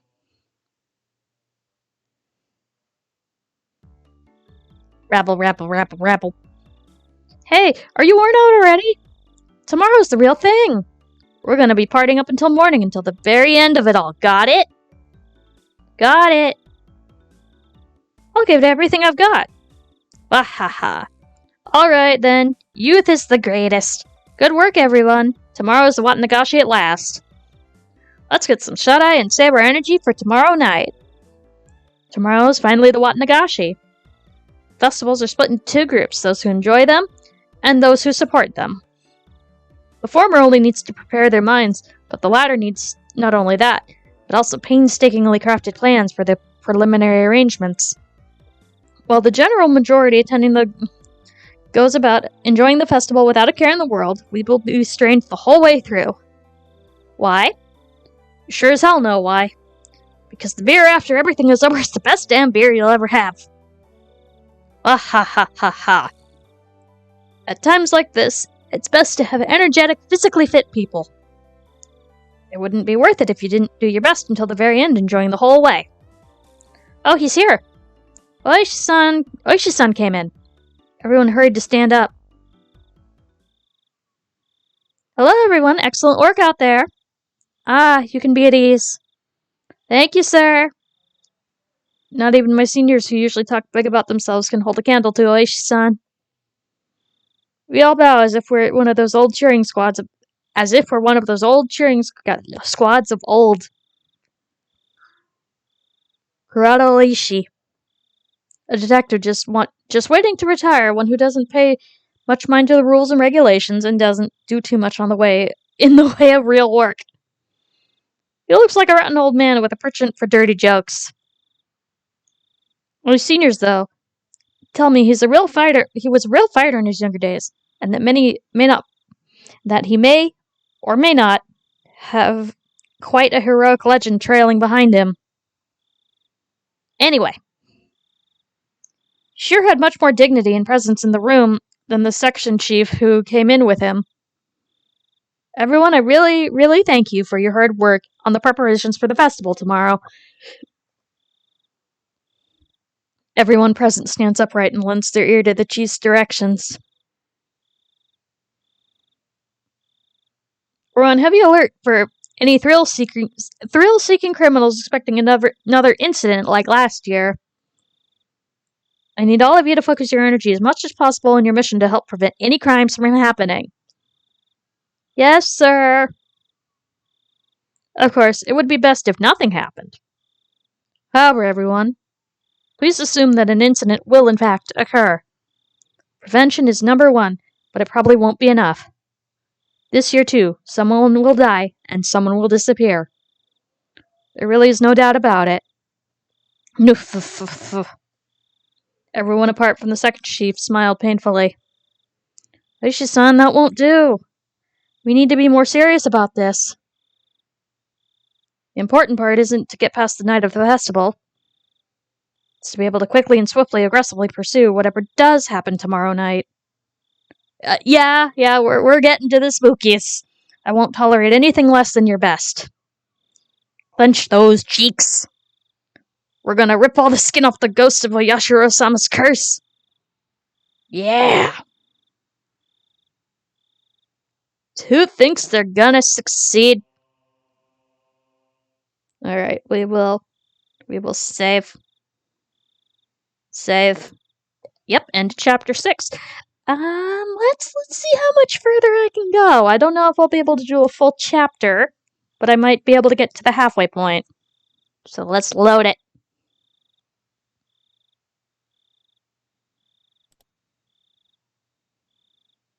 Yes. Continue. I could have just gone back, but whatever.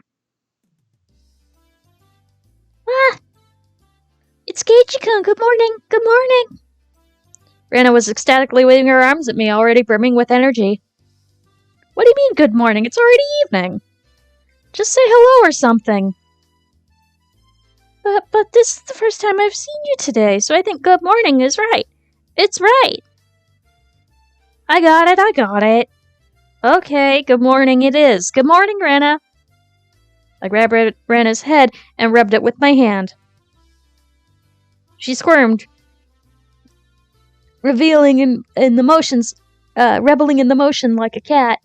Speaking of kitty. Hey, Kei-chan. Sorry about yesterday. I left without telling you. No, it's my fault. Sorry for making you wait so long. Are you talking about setting up for the festival yesterday? How was it, Keiichi-kun? Did you do your job properly? The slight muscle pain throughout my body and my sluggish movements were already obvious. Good to see you, Nero. I did great. I'm pretty worn out now, though. Oh, yeah, good idea. Thank you for that. Ugh.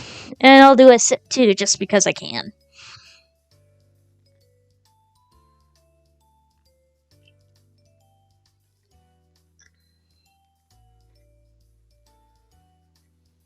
I grin dryly and the three of us break out into laughter. Where's Satoko and Rika-chan? Are we meeting up with them at the festival? Yep. Rika-chan's actually been there since yesterday because she had such an important job. I think Satoko-chan stayed with her, so they're already at the shrine. Right, I just remembered. Today was Rika-chan's big performance. She'd been practicing especially hard for this day. As a friend, I needed to make sure I went and cheered her on. Alright, let's go right away. Yeah! As we got closer to the shrine, we started passing more people seeing a lot of parked cars. It began to get noisy, too.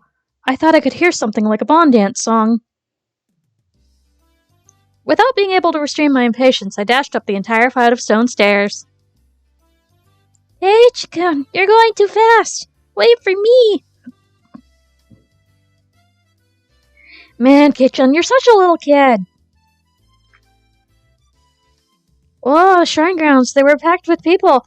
It was a festival if I ever saw one. Wow, they went all out this year too. Amazing, amazing. They're coming from Hinamizawa.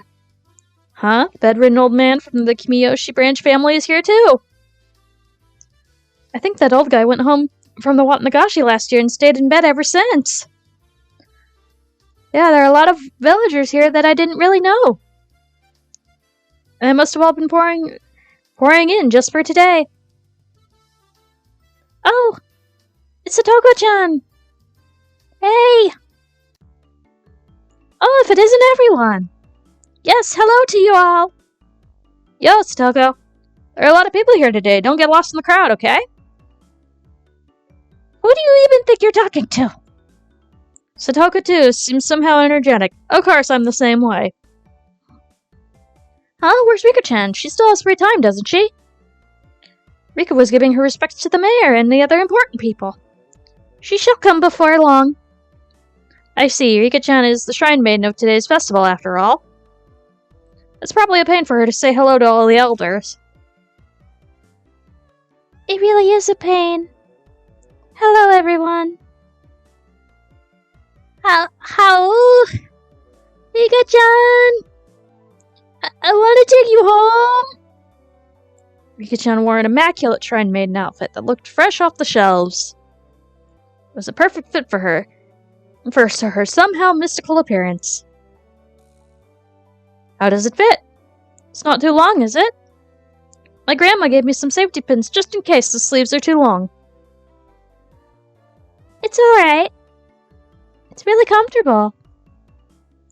As she spoke, she began to do some twists and stretches. It's great, it's so cute. Oh. There was approximately one person here getting a nosebleed from watching Rika-chan move. Gage-kun, don't you think she's cute, don't you? If you don't, then she'll be all mine, and I'll take her home with me. I think she's really cute. Totally cool. Enough that I want to pretend to be her big brother or dad and take pictures with her. Oh no. If we take pictures from two different places and make it stereoscopic, we can eat, or rather, stare at, a real-life Rika-chan at our houses whenever we want. Will do. Thank you, lady.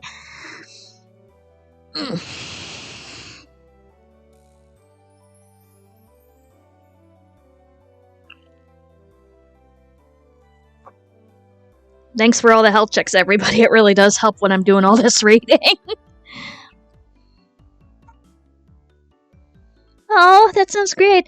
That sounds fantastic. Rena's eyes and mine glittered with stars as our noses bled and we drooled. Rika, you'd best stay away from them. Yes, or I might get locked away in a basement somewhere. Ah ha ha ha. You look like you're enjoying it though, Rika-chan. Me? You're being harsh. We all laugh together again. Okay, let's not hang around here. Let's go to the festival. There's not much time left until Rika-chan's big debut. You're right. Great. Let's go, everyone. Yeah. Yo, if it isn't the daughter of Sonozaki. Eat up. The yakisoba is packed full of pork. This year we filled it up as much as we could. We even put in fried calamari.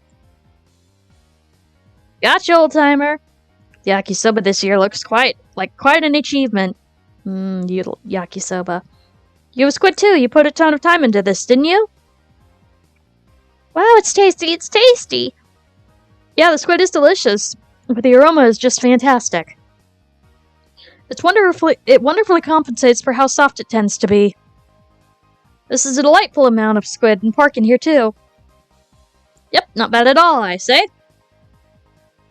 Haha. Kei-chan, you sound like you could walk into a cooking program and become the host. Yeah. When I say Keiichi-kun acting like that, it's so good. Somehow it tastes even better. I don't discriminate among delicious food. So anything that I say is tasty has got to be worth trying out, right? And Keiichi, please give us your opinion of this yakisoba again.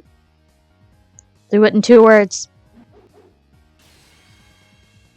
Absolutely scrumptious! If I had a second stomach, I'd buy another one right now. Having heard my 3-star rating, a whole line of people suddenly formed in front of the yakisoba stand. Wow, that's amazing.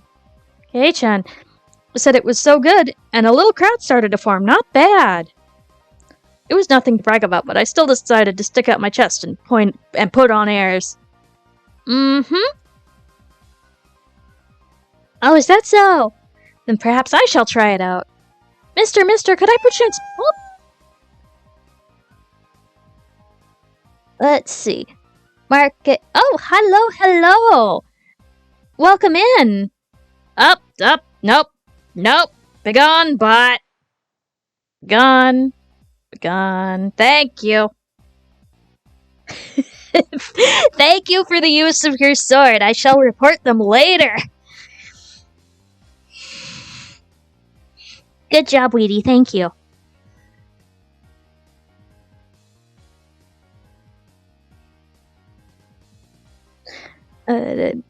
Could I perchance bother you for 1 takoyaki? Soko brought a stick of takoyaki, balls of fried octopus from the adjacent stand after blowing on it and put them in her mouth. Takoyaki. How is it, Satoko-chan? If you give it a good rating, then Rena will buy it too. Chomp chomp. Chew chew. Gulp. Now it's time for the Hinamizawa Michelin judge, Satoko Hojo, to give her impressions. Though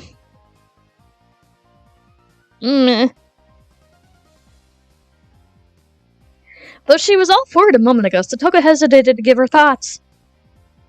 Hey now, what's the matter? Everyone else takes out their own and pulls it into their mouths. Huh?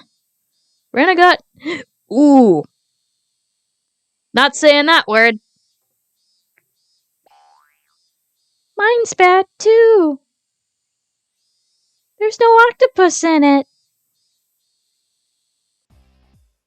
This takoyaki vendor.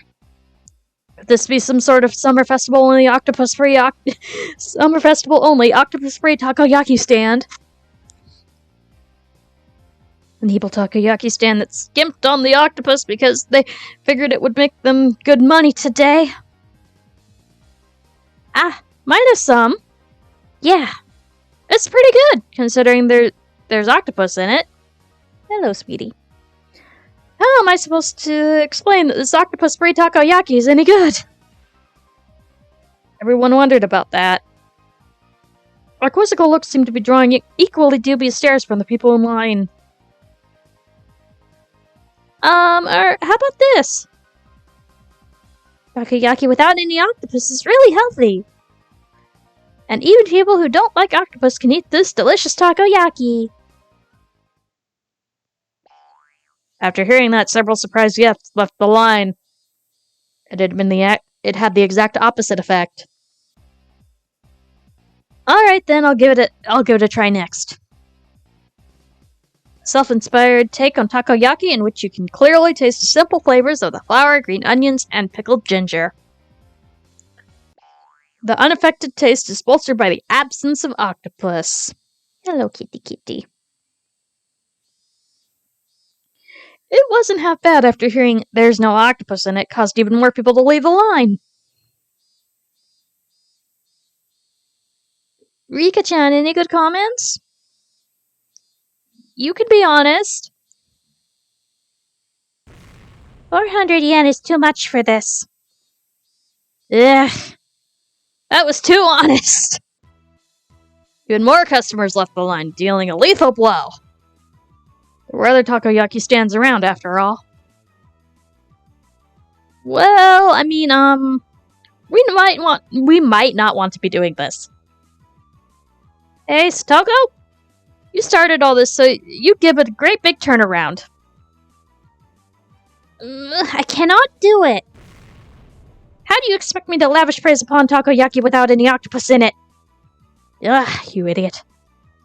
Tako's angry outburst was the finishing blow. Ack! The customers are all gone! Huh? The guy's staring at us! Why is that? Why is that? Hell! Ugh. There's no saving this crowd. Perhaps I, Keiichi Maribara-sama, will lend a generous hand. Keiichi-kun, you can do it. We want you to save the takoyaki vendor who didn't put any octopus in.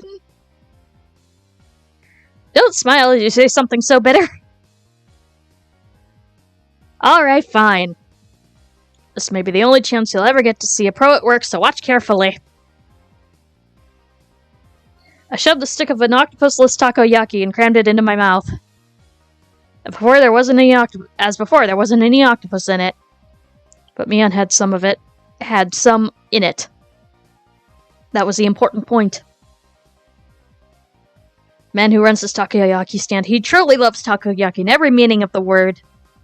No, it could even be said that he adores it. Eh? Everyone gasped in surprise. Including the takoyaki vendor glaring at us. This man truly does love takoyaki. All because he loves it, he doesn't want to create half-hearted random ones. Isn't that right? Takoyaki vendor looked down, unsure. Was watching or listening intently, wanting to know why octopus-less takoyaki deserves such a high rating. Ichi-san, if he really had truly loved takoyaki that much, why didn't he make takoyaki without octopus at all? Is he not betraying the very that very takoyaki? You may be right. In one sense, it is a betrayal. However, it is the best possible compromise for this man could find. This man is making real takoyaki today, as he always does. However, only one or two of them in each stick are the real ones. Well, you're right. The one I ate had octopus in it. And considering it did actually have it, it didn't taste bad at all, you know? Right. That was a bona fide takoyaki. And as for the other ones, it was the biggest compromise he could make against the biases of the general populace, who all think that there needs to be 8 pieces on a stick, or else it's not real takoyaki. Huh? Keiichi-kun, I don't understand what you mean. Why is one of them the real thing and all the others are fakes? Why? Did he run out of octopus? The secret lies in the octopus. Mister, this octopus... It's true Akayashi octopus, isn't it? In recent years, the number of octopus caught in Nakashi have decreased, and the prices have risen drastically. The prices are now so high that you wouldn't think of using them in takoyaki. Then the man who had been looking down on this whole time mumbled, "Yeah, that's right. Akashi octopus. It's very expensive." But this man absolutely had to have the Akashi octopus. He could have bought much worse quality octopus for cheaper, as much as he wanted, and he would have still been able to fool everyone. There are plenty of other scamming takoyaki vendors who claim they are from Akashi, even though they're not. But this man wouldn't accept it. He wouldn't tell lies. Akashi octopus are supreme. He would never relinquish this one stubborn conviction. This man loved takoyaki. That's why he never lied. Yet, there was one point that he absolutely had to compromise on. What might that be? The number. The popular opinion is that a stick of takoyaki should have 8 pieces on it. Even if it's real, Akashi octopus, he couldn't charge 400 yen for just 1 piece, could he? If he didn't have 8 pieces, nobody would buy them. This man wept over it. In order to make just 1 true piece of takoyaki, he wouldn't ever let himself lie through the other 7. Oh, the octopus-free takoyaki vendor burst into tears. I gently clap on his shoulders. No matter what anyone else says, I will never forget how genuine you are. You, sir, are a true vendor of takoyaki. You are the only one in the world with the right to call himself that. Clap, clap, clap, clap, clap, clap, clap, clap, clap. As I embraced the shoulders of the man, shedding his manly tears, those watching delivered a round of applause, moved by my speech. Everyone, I beg of you, please eat some of this true takoyaki vendor's takoyaki. If we don't treasure a genuine man like this, how can we protect the true path of takoyaki? Nobody else will eat them, then I will eat them all!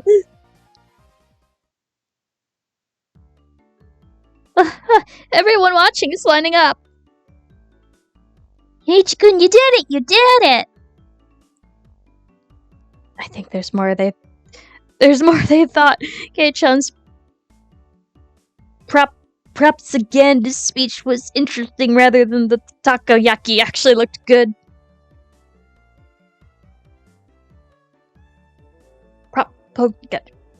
Either that's a typo or she misspoke. Kei-chan, you could probably sell plain old rocks if you tried.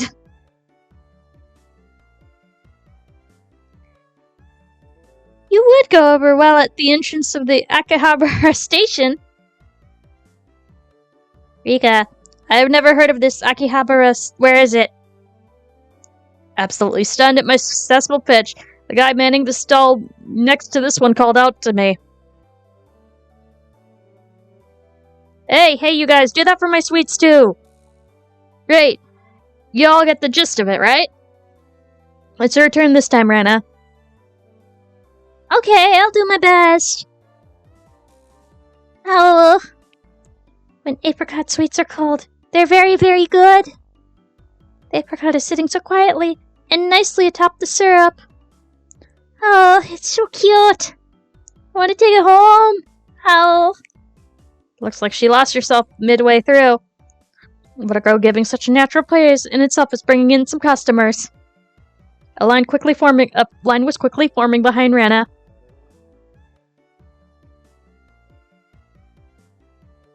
Next up is the Okonomiya stand. Toko, you're up. Well, the crunch of the fried tempura batter mixed with the yakisoba is simply to die for. With a huge piece of bacon laid on top, when you bite into it, it all comes flooding out. Chomp, chomp, chomp. Yeah, that's freaking great. Now I want to try some too. And a huge line formed at my words. What on earth is this?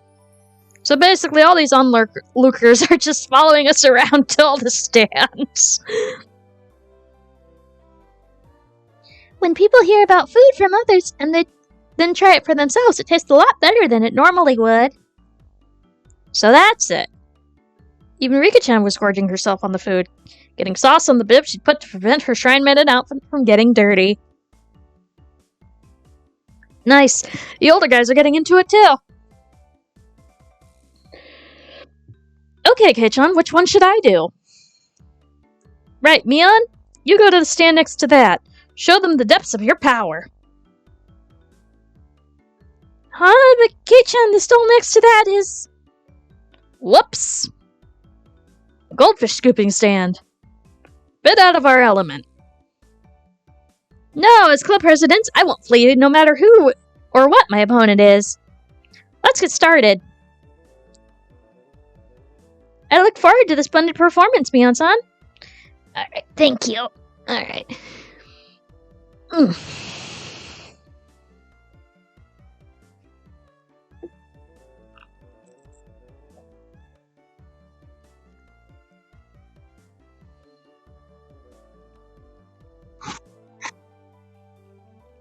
Alright, we have been checked. The onlookers were also watching me with hopeful eyes. Welcome, welcome. Here's your net and bowl. Okay, here we go. The goldfish are energetic today. They really look delicious. Small things like these, you could crunch them down whole. Mutter, mutter. Mion-san, what in the world are you saying? Mi-chan, you eat them? Did you eat the one Rena caught last year too? No, I didn't say anything like that. Mion's face went red and she shook it vehemently in denial. Well, I mean, you said so yourself that they looked really delicious.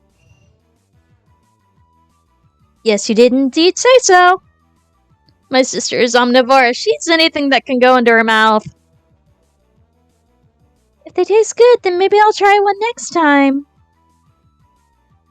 No, Rika-chan, don't! You'll get sick! Wait a second. What the hell? Shion, how long have you been here? The whole time. Hey, Kid-chan, Mion, everyone, good evening. Where did you come from, Shion? I've been here since the bit with the yakisoba. You were all so loud, I found you right away. Jeez. Got nothing to do with this, got nothing to do with this, do you? Go somewhere else already. Jeez, man, don't treat me so cruelly. Right, Kei-chan? You're okay with me being here, right? She asked, grabbing my arm and pushing her chest into it. Bounce. Ichi-kun, you're perfect. Your nose is bleeding. When you squish the jelly donut, the jelly comes out, right? It's the same. This is something I don't have any control over. Is that right? Then will more come out if I squeeze it harder? Hee squeeze. Shion, her cleavage is right up against my chest. Drip. Yeah. Shion, what the heck are you trying to do? How vulgar. I seem to have misjudged you. What about my flat chest? Rika-chan clasped onto my other arm too. Rub. A plentiful, plump feeling on my left shoulder, and the sour sensation of a young, unripe fruit on my right. Ha! Oh! Rip. Boom, bada bang. Shion, Rika-chan, and I, our faces now bruised, fell to the ground, limbs sprawled. Thank you, Rana. Nice job, Rana. Everybody's so dirty. Ow. Rana punched me. It really hurts. Rika, you get what you deserve. Sheesh. Now that Shion was here, the energy around us had increased by 120%. Your friends are so much fun, Mion. I never get bored of them. Right. If you weren't here, it would be way more fun, you know? Ah ha ha ha. I want to stay with you all. But if I continue seducing Kei-chan, my sister looks like she's literally going to bite my head off. So I'll retreat for now. I'll be back. See you, Mion. Don't be back. Get the salt. Someone get the salt! After teasing her older sister so much, Shion ran away into the crowd of people and disappeared. I feel that I have borne witness to a rare side of Mion-san. Well, Mi-chan is with Shi-chan. She looks kind of cute. Rina smiled happily, earning her a whack on the head from Mion. Don't say dumb stuff. Let's go to the next stand already. We went about just like that, really noisily and lively, to the other stands. We were paying money towards the beginning, but midway through, the guys running the shops thought we were just too funny, and we ended up being able to fool around without paying much more. Thump. The vigorous sound of a big taiko drum echoed throughout the air. Rika, it looks like it's time. Ah, yep, looks like it. Right, it's just about time for Rika-chan to appear in the offertory dance. I'm a little nervous. Believe in yourself. All of your sweat will definitely amount to something, Rika-chan. Ian slapped hard on Rika-chan's back. That's right. You'll do fantastic, Rika. I'll do my best. Yeah, that's the spirit. Ball my hand into a fist and raise it into the air. We're rooting for you, Rika-chan. Go for it. Yay! Remember? Go for it. Yay! Rika-chan gave him the best smile I'd ever seen and then pivoted on her heel and ran off. Okay, we should get going too. Right, let's go cheer her on. You mustn't. You must keep silent during the performance. I get it, jeez. I rubbed a hand through her hair. She was worried about her good friend up until the end. Then we better hurry. All the good spots will be taken. Come on. Mion ran off, and everyone else followed for a moment later. A large amount of people had already clustered into the tight space to watch the edifying dance. Wow, this is a lot of people. I turned around and looked at everyone else, but nobody was there. Where did everybody go? They probably got lost among all these people. Finally, I spotted the back of Mion's head on the other side of the crowd. This definitely doesn't look like it can get over there. Well, we got separated, no big deal. You can just meet back up when Rika-chan's dance is over. I gave up on finding the others and wandered around, trying to find a place where I'd be able to see better. Didn't take long for me to realize I'd have to settle for watching between the heads of people in front of me, though. Thump. Once again, an even louder taiko drum resounded. This one was to announce the beginning of the dance. I couldn't see very well, but it seemed like Rika-chan had come on stage with the elders who were in priestly garb. I heard exhaltions of admiration at the seniors rubbing their prayer beads in gratitude. Everyone's hands were in the way. I couldn't see. It was really frustrating. Ah! Oh, are we back? It looks like we're back. Oh, hiccups. We should have cut the playtime short and come here to get a good spot earlier. After Rika-chan intoned the prayer, she took the festival hoe and walked to the pile of quilts stacked on the altar. That's right. The point of the ceremony was to purify bedding and to hold a memorial service. Wasn't it? Then the solemn offertory dance began.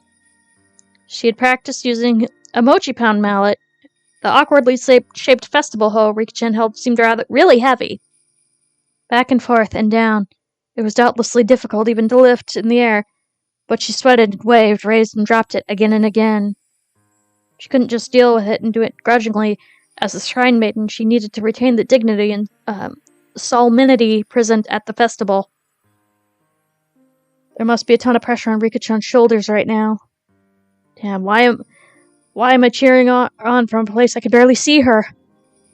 I'm her friend, so shouldn't I be right up at the best spot, rooting for her?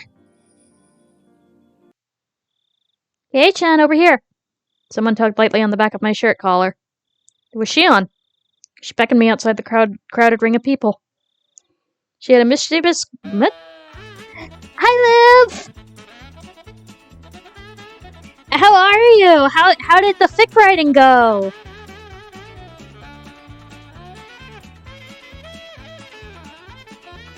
It is good to see you. Did you make progress on your fic?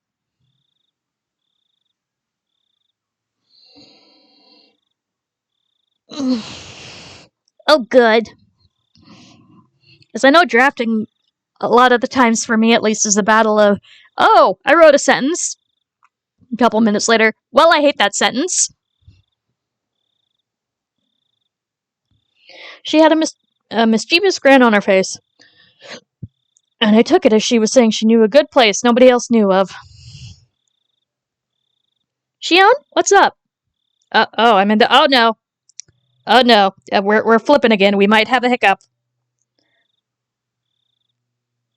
OBS, are you okay? Yeah, we're probably gonna have a hiccup here. OBS, just let me finish. Well, we're flipping back and forth. Give it a minute. There we go. Okay. Okay. OBS, why you do this to me? Shion, what's up? Shh. Just be quiet and come with me. After she told me so, she ran a big detour around the throng. And it's great to have somebody who knows the lay of the land at times like this. Yeah, this is like the third hiccup we've had. I don't know why OBS is just like, nah. Impressed though I was, I nearly lost sight of her right away. No more getting separated from me. I ran after her so that I wouldn't be left behind. Also, I wondered, in anticipation, what kind of secret spot Shion had in mind. We left the crowd of people went around the back of the shrine grounds. Hey, wait, where are we going? We're getting further and further away. Shh.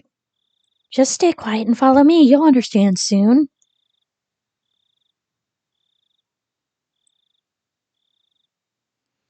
Shion gave me a wink that reminded me of Mian as she said that. No sign of people, and not much moonlight.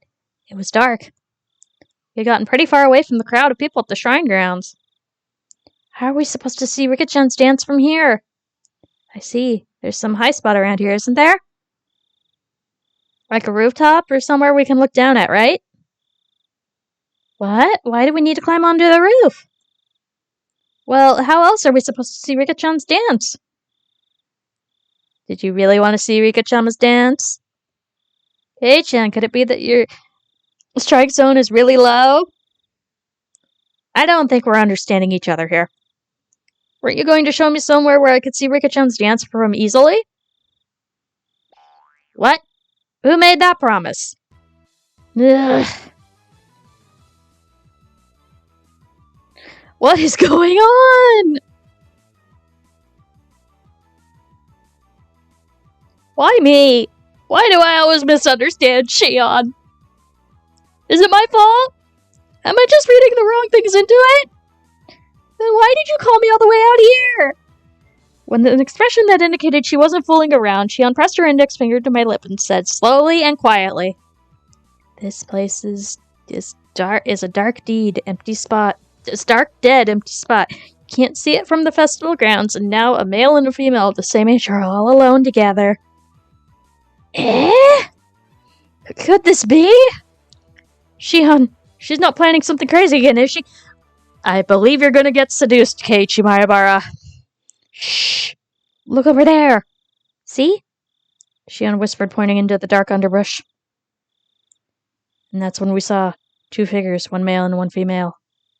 What's that? Is that? Right at the scene of a rendezvous, of course. See, look closely. Can you tell who they are? Oh! I peered intently into the dark, and Shion suggested, "Oh, it's Totaka and Takano-san." The two of them were clearly breathing quietly and glancing around to make sure nobody knew they were there, and crouched over the entrance of the wood storehouse-like building. Wait, Shion, could this be what you wanted to show me? Hey, Chan. You can see Rika-chan's dance, Chama's dance any year, but you won't ever get to see another chance like this, okay? I thought the Sonozaki sisters each had their own personalities, but at times like this, they seemed all too similar. I'm going back. Don't call me for something like this again.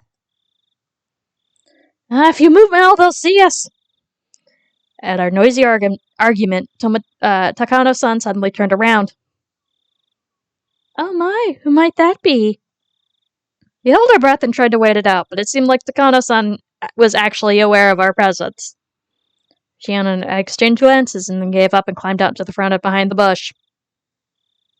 Well, hello there. Moon sure is beautiful tonight, isn't it? We totally weren't spying on you. My. If it isn't Shion-chan and Maebara-kun. Good evening. Yes, the moon certainly is pretty.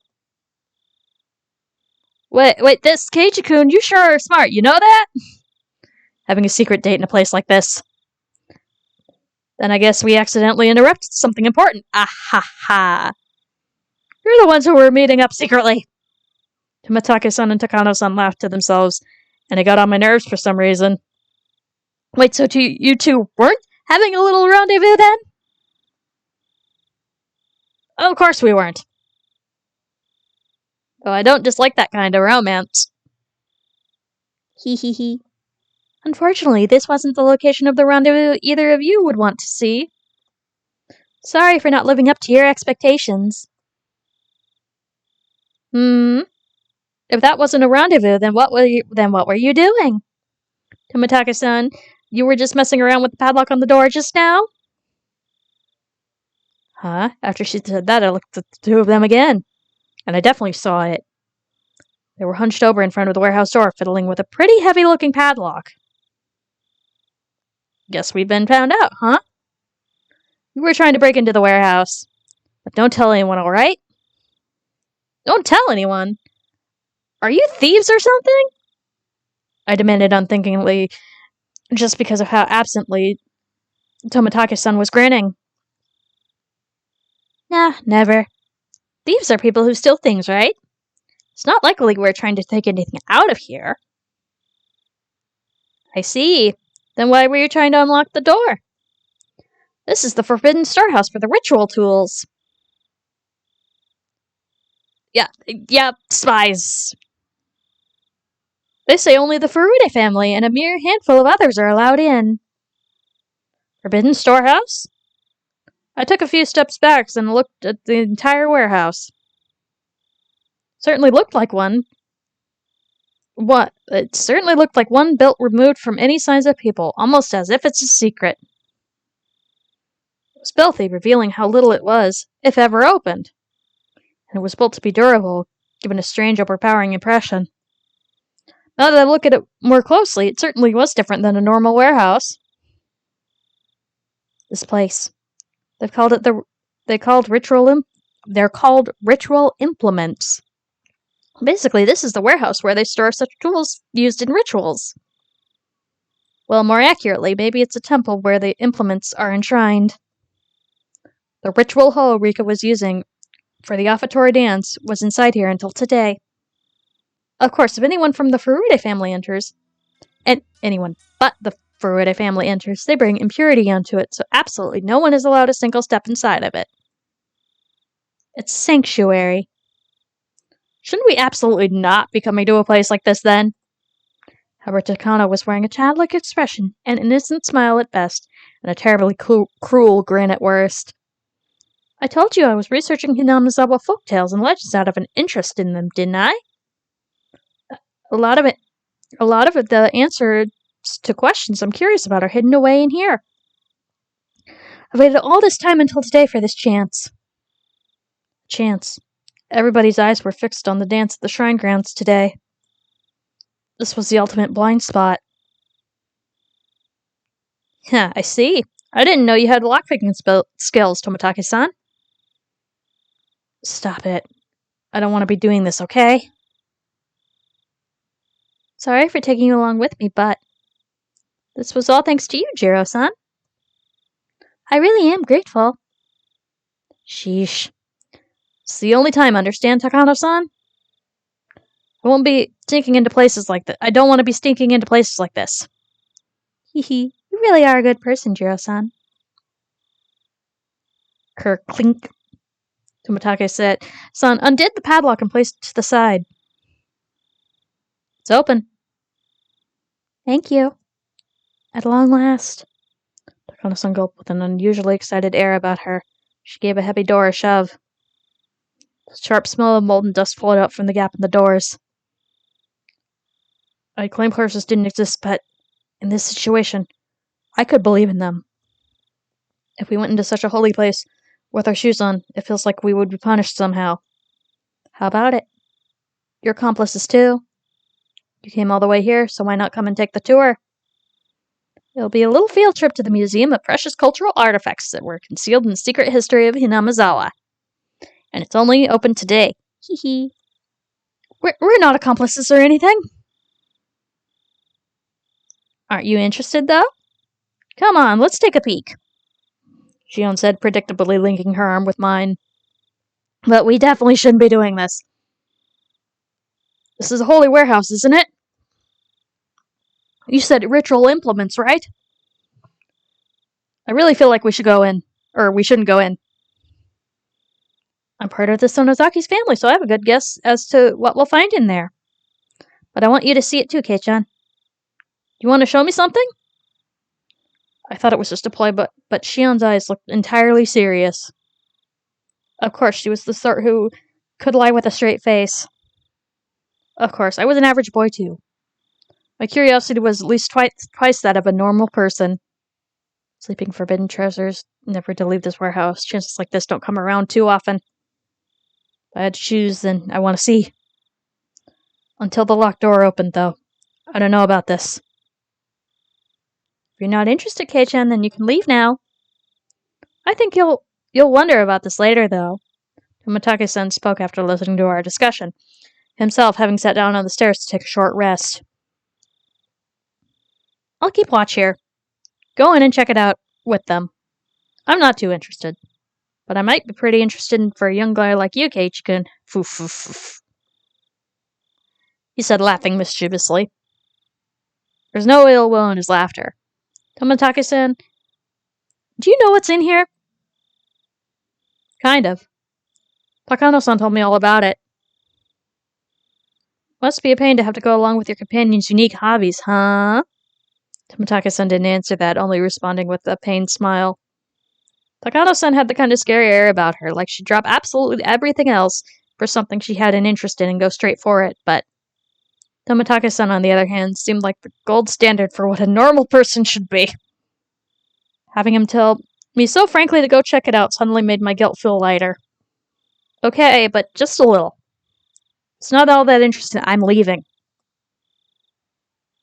You got it. Shion gave me another Mion-like wink. Normal. Looks like we're decided. Shall we go inside? Jiro-san, we'll leave this to you. Tomitake-san waved his hand to see us off. Normal. The inside was pitch black, but Takano-san turned on the battery-powered lantern she brought, revealing a pretty cramped front storeroom. Yes. Thank you.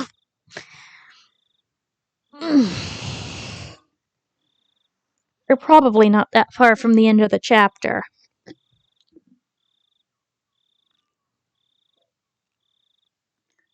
Famous last words, but we're gonna complete this. It's so dark in here. Everybody take care not to trip over anything.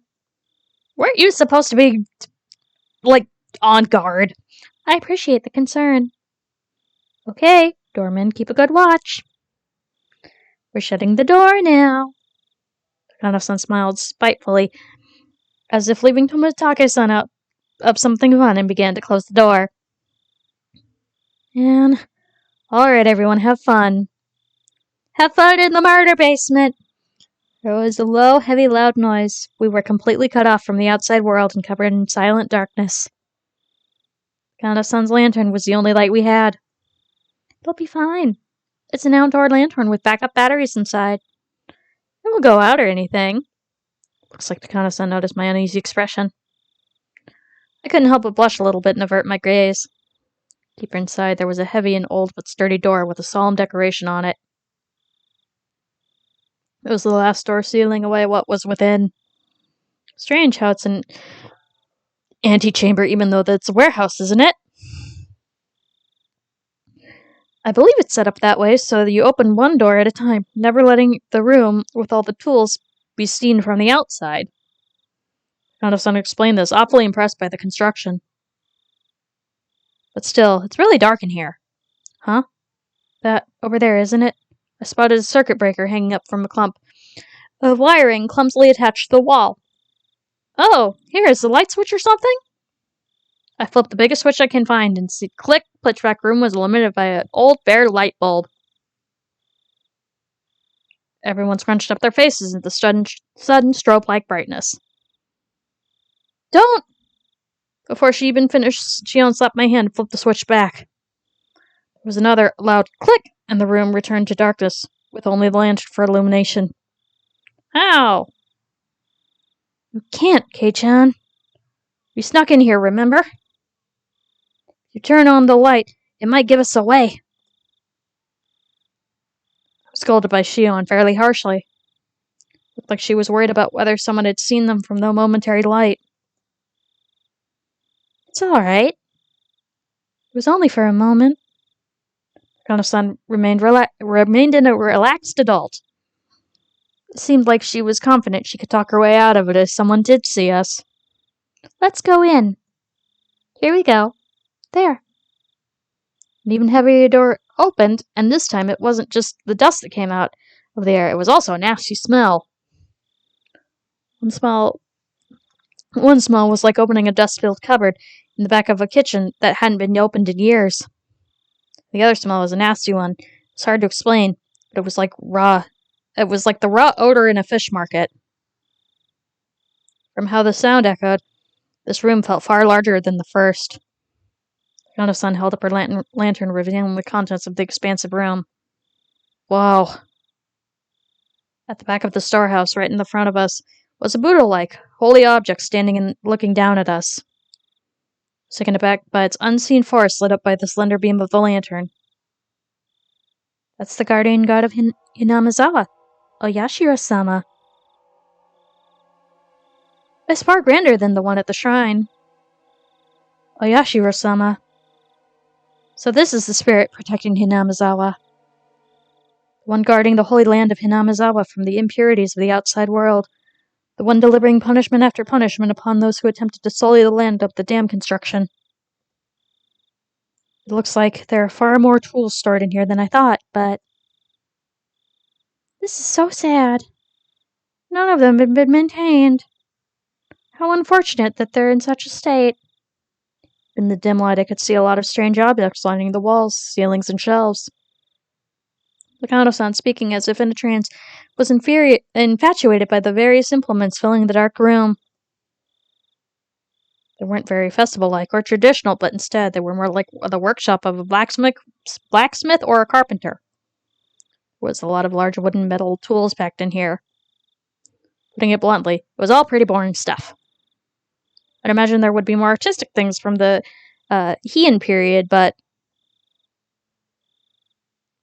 it's a far cry from being cultural artifacts. It did, My expression betrayed my dashed hopes, and they caught on right away. Oh, is it not interesting for you? I'm not into literature or art, so I can look at this stuff, but I don't really understand its value. I know, right? H-kun, really do look like you don't get it. I guess it's only natural. Kano-san reached into the paper bag she'd been holding this whole time and took out a worn scrapbook and began to flip through it. Then, just for you, Keiichi-kun, I'll tell you an old story. It's a common tale in this region. If you go to the library, it would even be on their recommended reading list. Telling stories in such a dark, creepy place! She must have a horror story in mind? Shion's face belied nothing but calm. If she held the same personality as Beyond, she'd have found a fault with my being scared. I'll endure it for now and pretend to be calm. Okay? Alright, I'll read it. After confirming that I was going to be quiet and listen, she began to speak softly, like a kindergarten teacher reading a picture book. Long, long ago, in a certain village in the mountains, there was a swamp. This swamp was very, very deep. Some even called it bottomless. People said it was connected to Hell, the land of demons.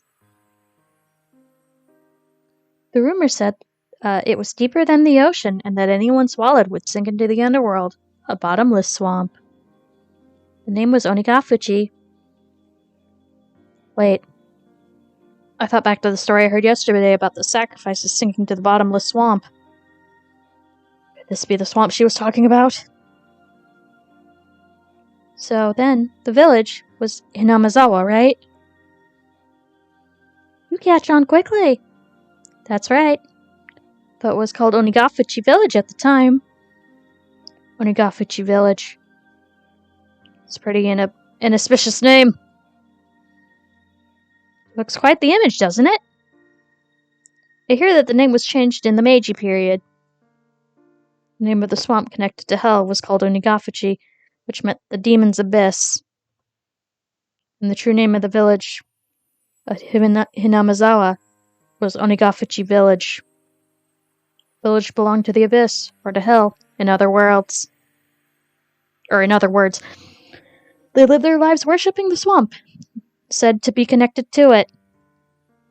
But then one day, demons began to appear, one after another, from the deep in the swamp. Villagers feared that hell was overflowing. Demons mercilessly attacked the villagers. They could only watch in fear. They could do nothing more than hide themselves and tremble. So did someone exterminate them? Unfortunately, there's no Momotaro or Superman in this fairy tale. Then, did they get the whole village together to fight them? Heavens no. The villagers weren't nearly as strong enough to fight on equal terms with the demons. Then, the only recourse would be to flee the village. They couldn't do that either. To the villagers, it was their beloved homeland. Didn't matter how terrifying the demons. They wouldn't run away so easily. Then what did they do? Wouldn't they just get wiped out? Unable to fight and unable to run. All they could do was wait for their village to be destroyed.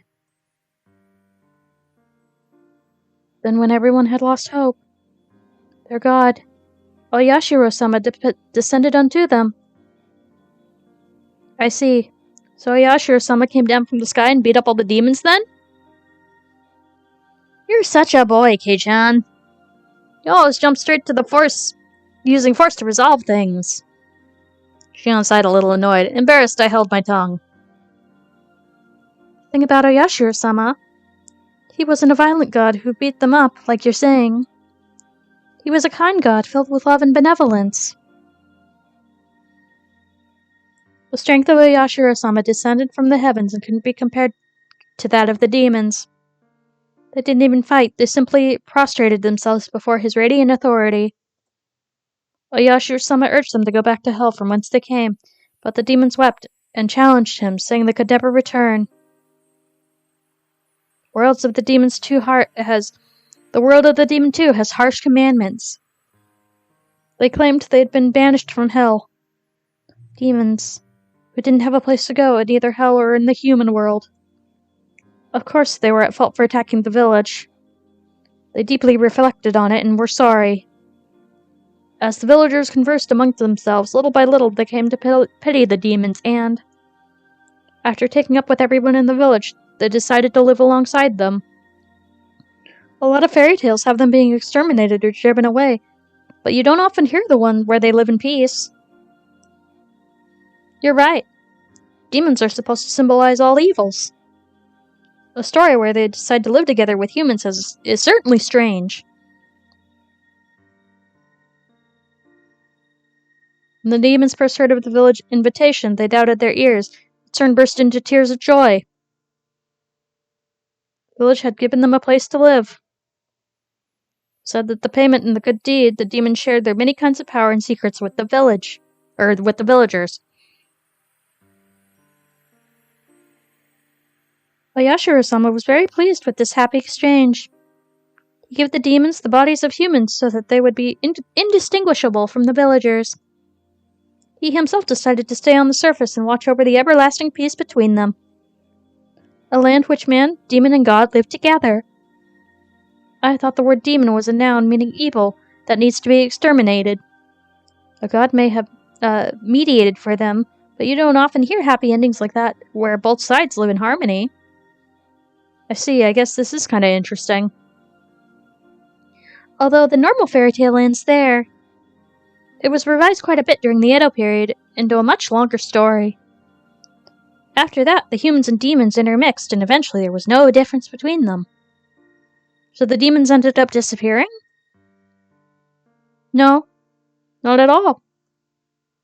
Half of them stayed, just as they were. The knowledge of the villagers had received from the demons basically made them into something inhuman, what people call transcendent. They were well aware of the power they had was hearsay, and those below worshipped them. They lived out their lives in secrecy. This story is the root of many derivative tales and pieces of fiction.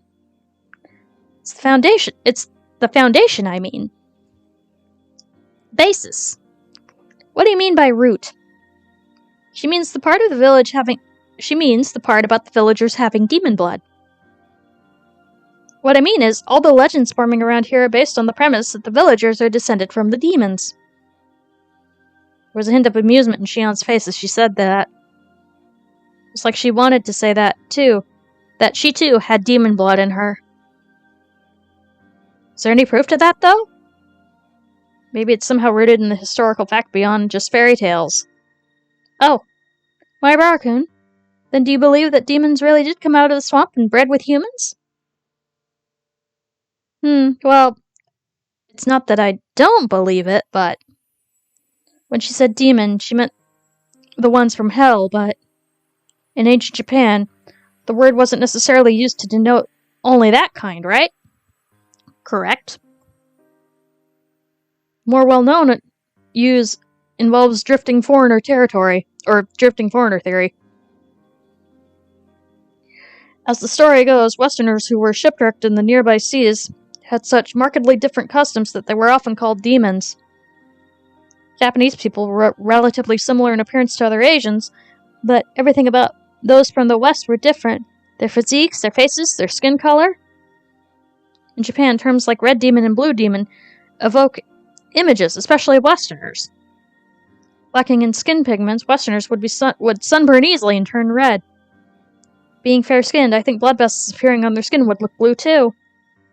A handful of accidental aliens would drift into Japan and come under persecution, being called demons.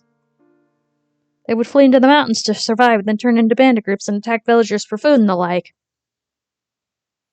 How does that explanation sound? Maybe it's a bit childish. It kind of gave me a weird smile when having come up with such an impromptu hypothesis. I unconsciously followed it up with self-deprecation. Still, she didn't smile at us as if to make fun of me. It's not ridiculous. There are a lot of people who subscribe to the drifting foreigner theory. Even so, nobody actually knows what happened. Were they a group of foreigners who had turned to banditry, or were they really demons who had come from the bottom of the world? Then, Takano-san, which do you believe? The truth of the matter aside, I'd rather believe in the more fantastic explanation.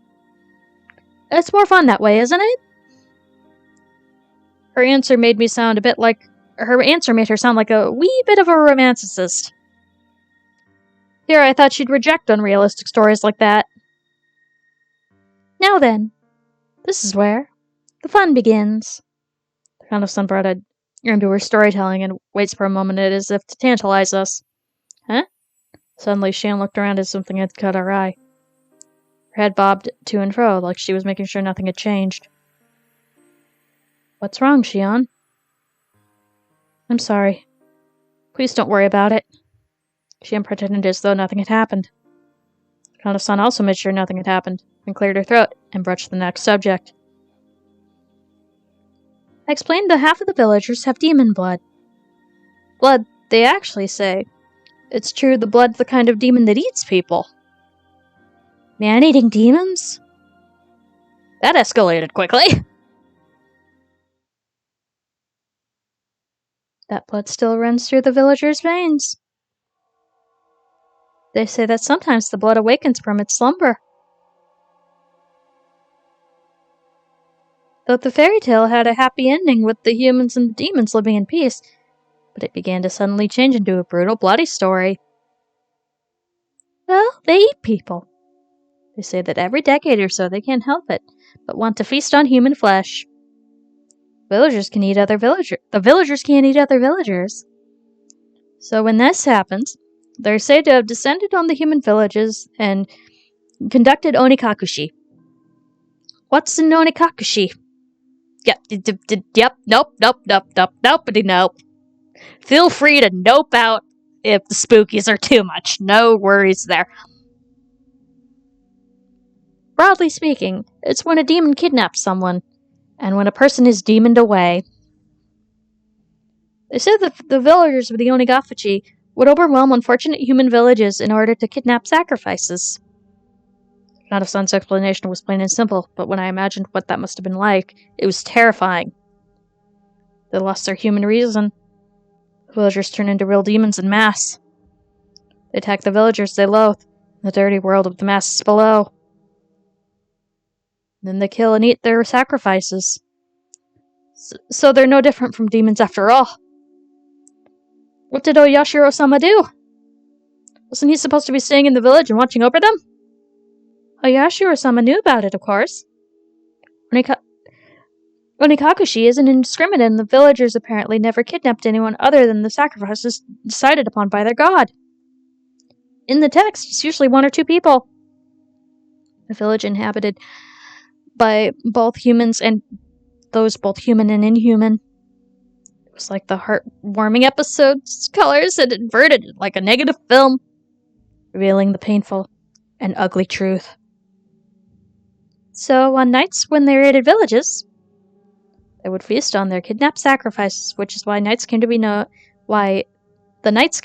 as Watanagashi. Watanagashi. Tonight's festival was Watanagashi. I just couldn't reconcile the fun festival with the horrible tale Takano-san was telling me. Watanagashi, well, wasn't it about giving thanks to the futons that were used in winter or something? Hey-chan. Wata has another meeting, you know. It means entrails. Shion, who had been silent until now, spoke up. Entrails? Oh yeah, I guess that's true. Like fish guts. Wait, what? Like a jigsaw puzzle, the fun times I had today and Takano-san's grotesque tale clicked together in my mind. Watanagashi. So, gut spilling. I didn't think saying that could ever feel so nauseating. Yes. It's as you imagine, Mayabara-kun. Right now, the Watanagashi festival must be somewhere in the early summer festival occurring every June. But it used to be different. It used to be a very ghastly, cannibalistic feast held on the night of the villagers had collected their unfortunate dinner. That can't be true. I had no real reason to say that. But I couldn't help it. Mayabara-kun, you said the Watanagashi ritual is about purifying futons, right? What do you think the futons filled with Wata represent? Futons are futons. They're beds. They're things for sleeping in. What else could they possibly represent? I was rattling on, desperate in an attempt to deny the horrible festival that Takano-san was describing.